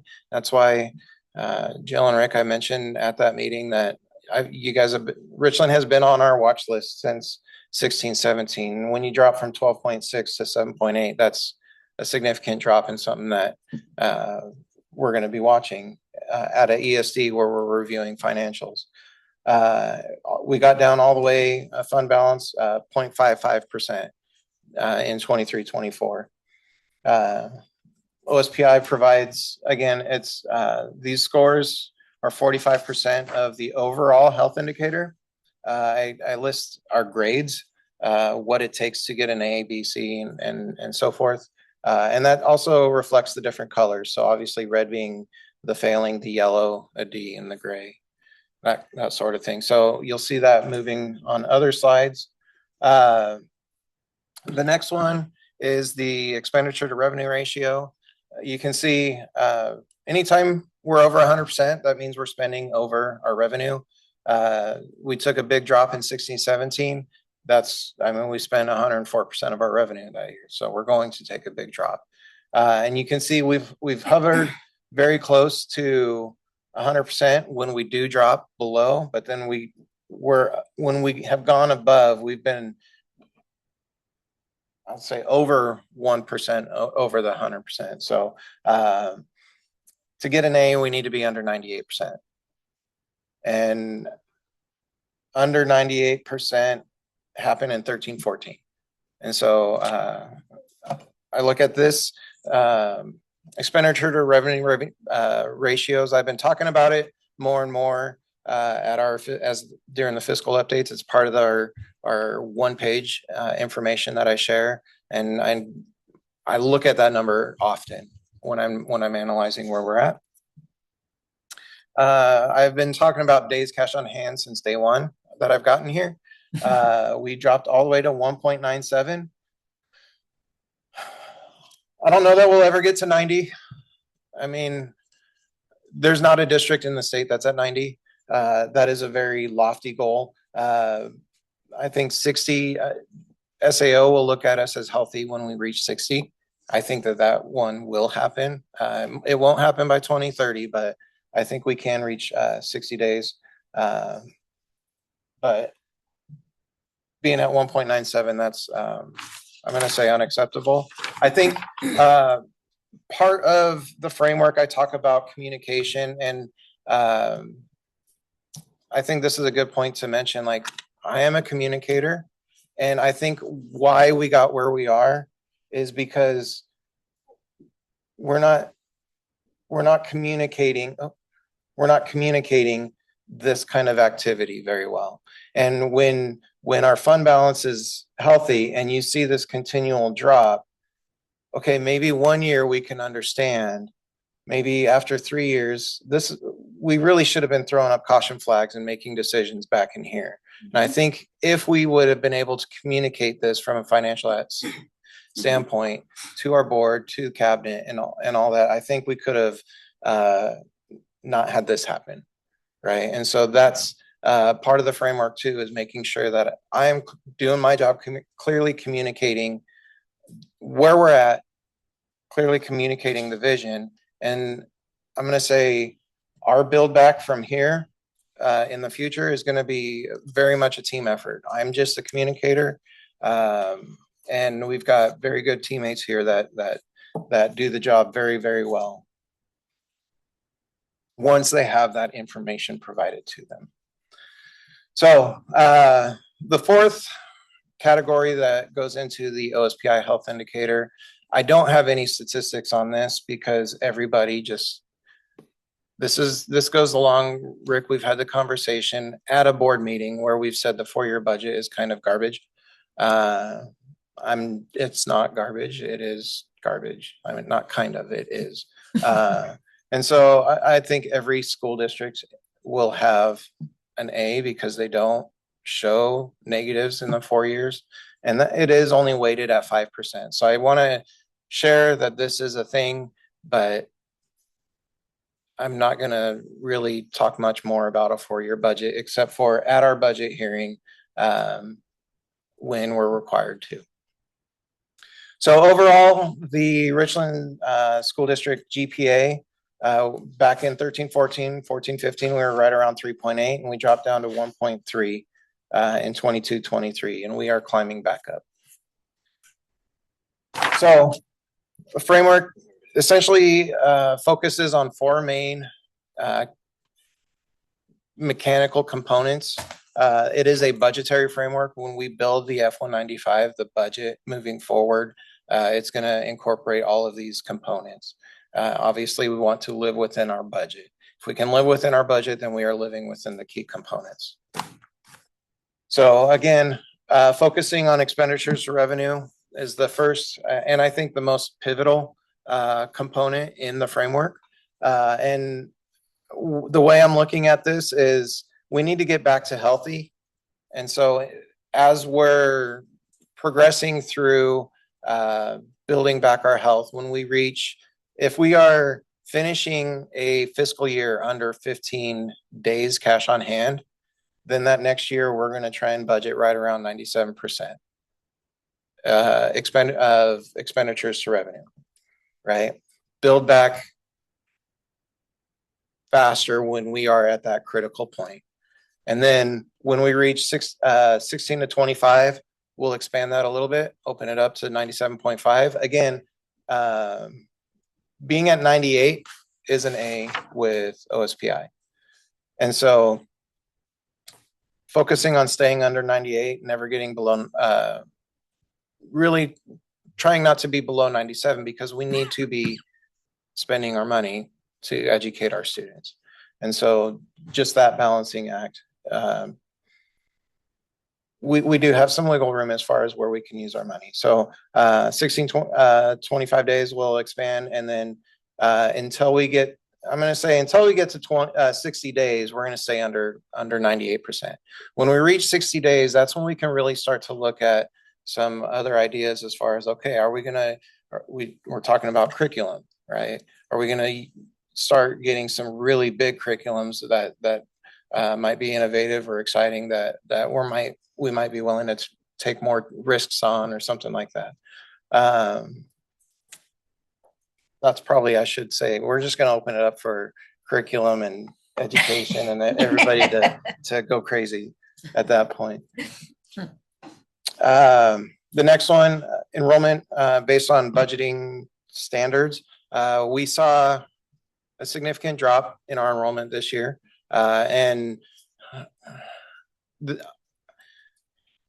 We've had demographers come in to try and help us project enrollment, but I don't see that as a good return on investment. What I see as a good return on, or what I see as far as enrollment numbers and our trends is what's actually happening. And we are budgeting for next year. We do have part of our budget process is that 4-year budget. The most accurate, I guess, or the most significant thing I can say in the 4-year budget is the 4-year enrollment projection. I think that helps with planning down the road. It's easier to project enrollment 4 years from now than it is 10 years from now. And so focusing on enrollment for next year, though, is always going to look at how did we finish? How are we projecting to finish our current year? with where we were last year, what percentage of a student drop was that, and trying to tie in some specific, we're gonna move forward. So as I'm currently doing budgeted enrollment for 27, 28 right now, we are falling within this category. And so looking at making sure that as we budget enrollment, we're going to be right around 98.5% because that's where we landed as opposed to what I'm projecting for this year and what we had last year. So that loss. So that's it puts a little bit more of a formal kind of process in this instead of just that best guess. But I do also want to say that this creates that initial structure framework. If we know that we're going to be opening up a few different apartment units, and that's going to add thousands of new families, obviously that could have an effect on enrollment. So we're going to take that into account. We also had a scare with PNNL and Hanford. And so that could affect this, and we need to significantly down. So I don't want to say that these are concrete numbers, but it helps build that initial framework that we can look at and see, do these numbers make sense? And what's going on in our community? Are we going to adjust from there? Can you do the math for me real quick on that one? So you said, well, we're going to use that 98 to 98.9% of projected fiscal year. So this is prior. So the idea with this, and I'm sorry, what I am projecting for this current fiscal year, if it is within 98 to 98.9% of last year, then next year you're going to budget we're going to budget at 98.5% of this year. Okay. All right. That makes sense. That's a lot of years there, but yes.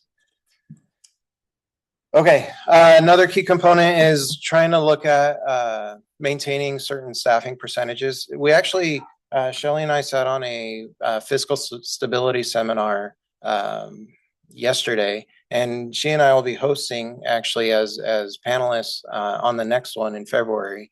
On February 6th, I believe, is when we're scheduled to talk for WASBO on fiscal stability. But at the seminar,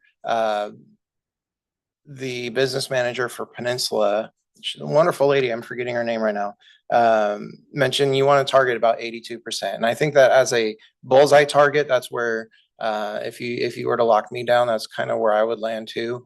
But I think in looking at what we can accomplish at 85% of revenue going to staffing, which includes salaries and benefits. And the second component of this is trying to be as close to inflationary growth rates, right? And so our staffing, salaries and benefits total costs not growing exponentially different like we've been seeing. And it's a challenge, and that's why I'm leaving this as a goal as opposed to a target, where the target is really staying underneath the 85% of revenue.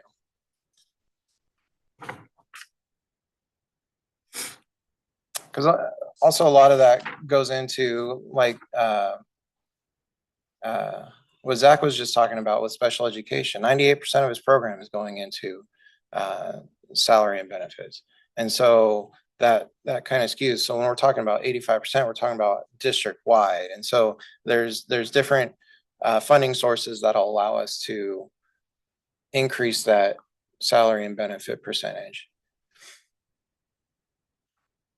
Okay, and then this one started implementing this more at the building budget level, but in building this framework, I thought, you know what, the principals are probably going to be upset if I cut them off, but then don't do that with all our other programs. And one thing we've been talking about during our fiscal updates is our enrollment being down from what we budgeted, and it was going to cost about $1.5 million. Well, one, I'm happy to, it's looking like that's going to be now $1 million. after our January true up here.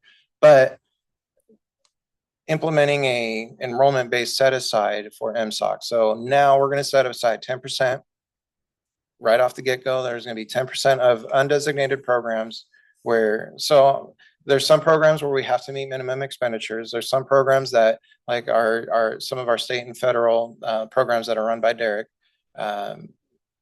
fully reimburse. So we don't need to set aside. Those are restricted programs.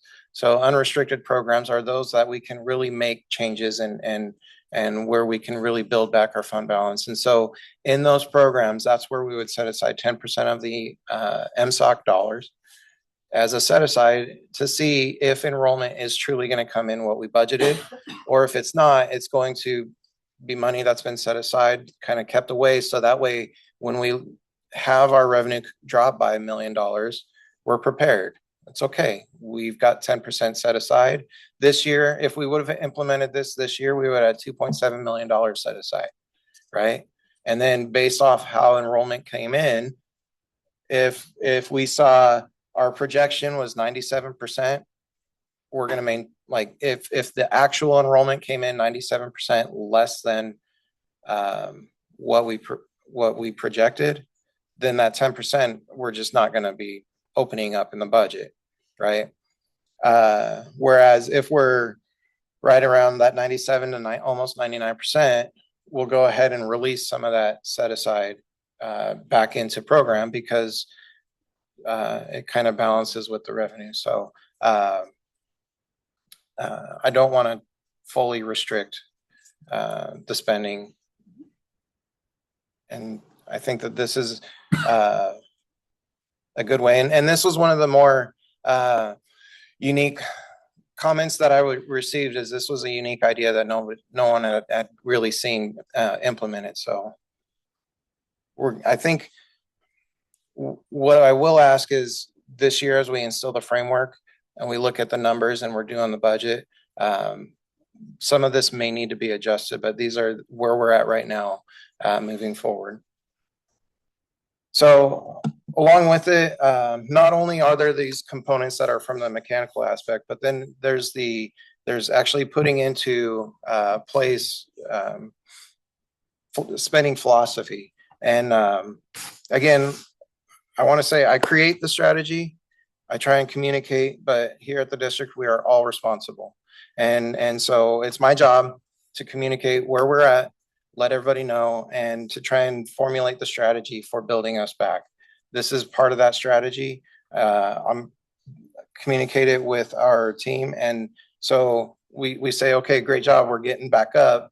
That's because this whole team is doing the effort, not just the communicator. So, and that's going to be moving forward. We're gonna reach some very good benchmarks by 2030 that I think are going to be outstanding, and that's going to be the district doing it. So part of that is this spending philosophy shift, really working on getting everybody to understand that budgets are ceilings. We talk about it here. I think during our budget hearing and budget presentation, we talk about, I'm essentially asking that we can have a spending authority, and I can't exceed that. I put in $2.5 million of capacity that I have zero intention of spending, but that is essentially my budget is the district budget. That is part of my budget, right? And so it's not a blanket, I'm going to spend it. And that's a philosophy that we need to get all the way down through all the buildings and all the departments, is that we have a ceiling, but you don't have to spend your budget. And so there's going to be those conversations happening. We're going to shift from spending that budget balance to spending for purpose. We're going to look at our expenditures and see how is it directly supporting student learning or well-being? How is it, what is the educational operational value of this investment? And does it reflect good stewardship of our public resources?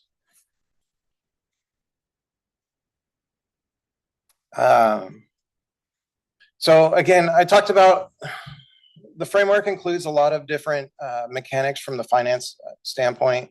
A lot of these I've already brought in with my fiscal updates And when I came in here, one thing that's going to be new is working with BJ we're going to publish a quarterly newsletter that's going to go out via our district communication methods to try and we're not getting people watching our board meetings. We're not getting people going to our town halls. We're going to try and figure out new ways of sharing our information because we are wanting to be transparent. We are wanting to answer questions. We are wanting to show where we're at financially and building back. And then also I've stated there's been times where I've questioned what's going on in a program and to actually say this is something that we do need to investigate. And so that open communication is happening and we want to find new methods to do that. And so we're going to implement a quarterly newsletter, talk about how we did on the last quarter and what we can expect in the quarter to come or more if kind of depending on the quarter. And I talked about the monthly reviews. I'm going to try and find a way to incorporate these OSPI fiscal health indicators into the monthly reviews. It might be, this is where I'm projecting some of that I'm already doing with the days cash on hand, the expenditure to revenue ratio, but to try and incorporate that a little bit better. And certainly when we do the year-end closeout, I'll be incorporating that. And in the budget, I'll show based on this budget, this is where we can project to be and that sort of thing. I'm going to skip through here. So the framework, if we actually stick to our framework and utilize the budget and stick to the budget, projecting it out, I kind of ran a few different scenarios based off of successes and failures in certain areas. And I think I'm just going to leave it. Yeah, if we stick to the framework and the components, our framework should work. Starting right now, at the time that I was really making the framework itself, I had our fund balance percentage at 4.92%, and sticking to it, we'll climb all the way up to 13.48, which we haven't been at in the history that I've got for our financials. And that'll be by the 2030 date. Expenditure to revenue, we talked about to get an A, we need to be under 98%. And so that's going to be a primary focus, is that we're going to be at under 98% until we get to 60 days. And then we can spend more, but this is going to be the primary driver that moves us forward to getting into health. Days cash on hand. Again, when we hit August 2030, we're going to be at 49.5 days. Again, we've not seen that in the history that I've got for our financials from 2013-14. Which brings us to an overall GPA, not quite 4.0, but 3.84. I think that's very healthy. I can run some of these stats to see how it would compare. I do have some of these stats to show how we compare with the state, but when your scale is a 4 and we're at 3.84, and some of that stuff, again, to get an A, you have to be at, 90 days, which we're not going to be, even to get a B here. So that's going to bring us down immediately. But all the other categories, we're going to rank 4 in, and we're going to have a high GPA with our financials. I do want to just air some of one of the challenges with school districts in doing this, and partly what makes schools interesting is we're not just focused on creating a widget and selling that widget, or building a house and building houses. Like, we maintain high quality education. We provide breakfast and lunch to 13,800 students. I don't know that Red Robin serves that many meals. We provide transportation, to and from transportation, for an area spanning 102 square miles. And we do athletic transportation on top of that. Again, I wonder how much Benton Franklin serves. We have to provide that for 13,800. Not all of them choose that. but we have to have that service provided for them. We've maintained facilities and grounds for 1.97 million square feet. We have a tech department that we have programmers and maintain server space. So we're not just in education, we are in many different fields. And all of these we can't advertise in the same way as other corporations. And it's all based off of the local support. We've been talking all this time about how the levy helps support us, but also state dollars that's based off of enrollment. And we can't create more widgets. We can't create more students to build that enrollment. And so I just want to illustrate this. This is why we need to have a game plan. And this framework was built to be that game plan moving forward.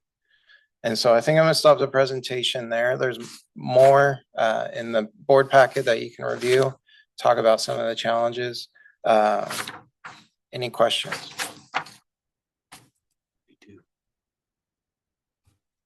So first, Eric Rosane from the Herald, I think, listens to our meetings. And I want to emphasize again, your leadership and the leadership of the district, turning the ship around, not having to move money from capital into our general fund. That is a huge deal in a short period of time done without impacting student services. And that deserves to be a headline in the paper and in the news, and you all did a great job on that. So first, thank you. Second, this is a really good presentation. Very well communicated to the point where I understood everything you were saying, I think, except for the one question. And I'm very pleased with what you and the rest of the leadership team have done. This is a really, really good job. Thank you. I don't have any questions. I had one question. When you talked about the expenditure to revenue, the ratio, and wanting to be like at the 97%, because of where we're at right now, you get your end of the year numbers like in what, November or something, right? So as we're budgeting for the next year, will you have an idea of whether or not we were at 97 or if we were at 96.5? Because we made a bunch of cuts to start getting back in here. I'm just trying to figure out, did we make enough? Did we make too much? But we won't know that until November, but we're budgeting in Don't we start budgeting in August? Don't we start budgeting?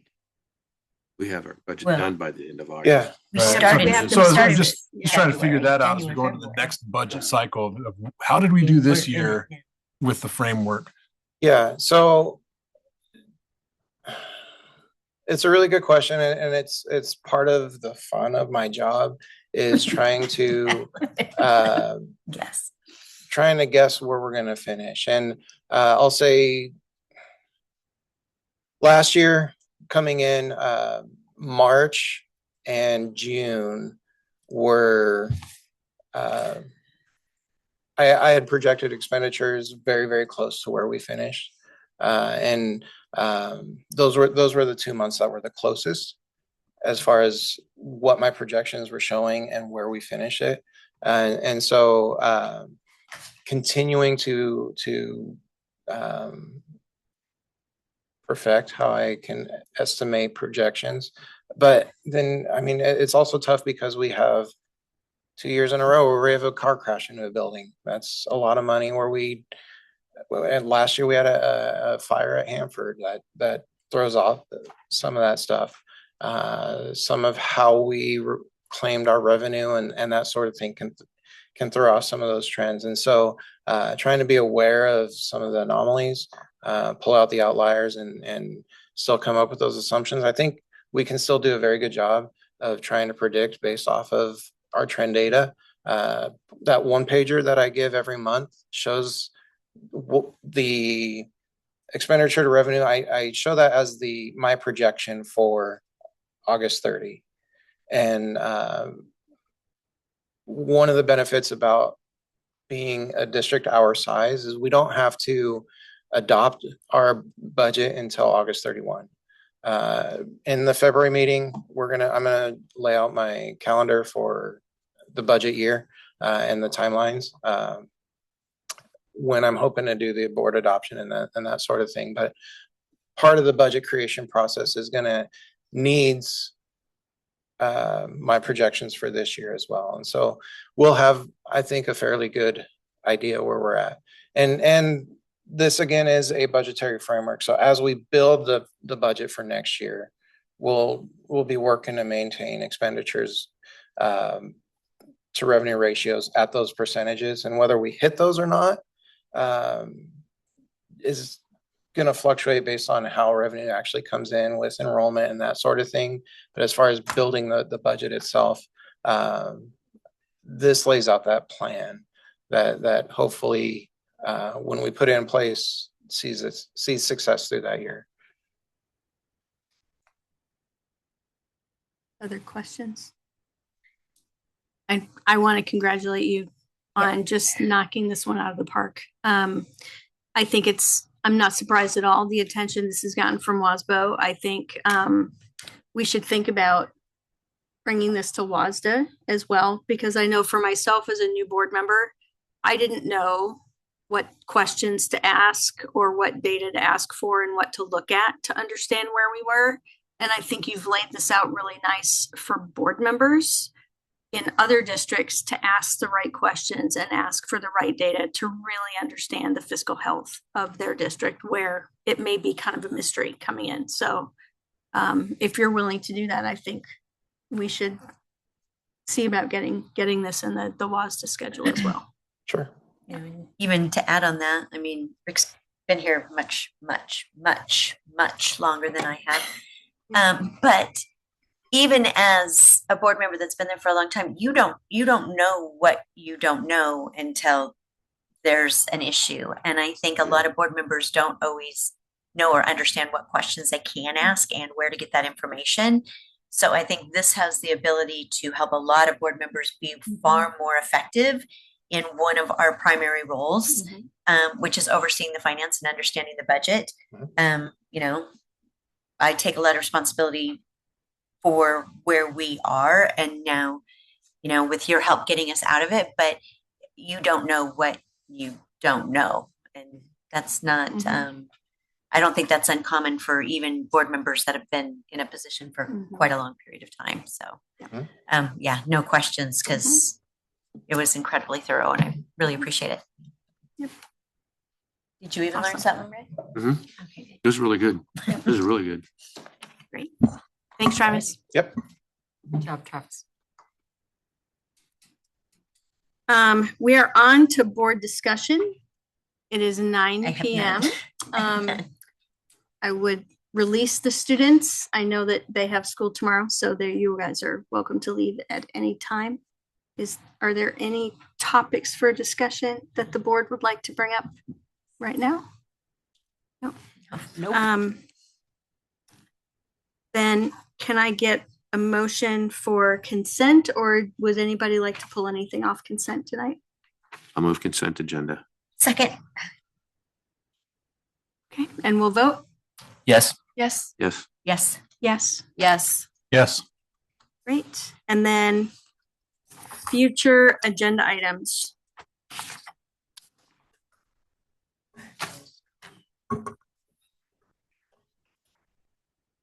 So our next meeting on February 10th, as I mentioned, is election day. So at 8 p.m. that evening, we'll get our first look at what the levy results are, just from the initial counting of what ballots they have in hand.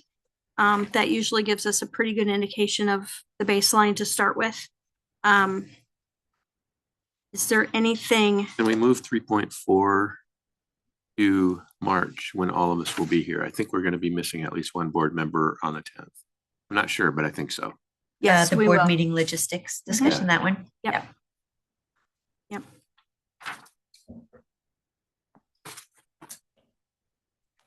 Move to first meeting in March. Yep, we can move that to the first meeting in March.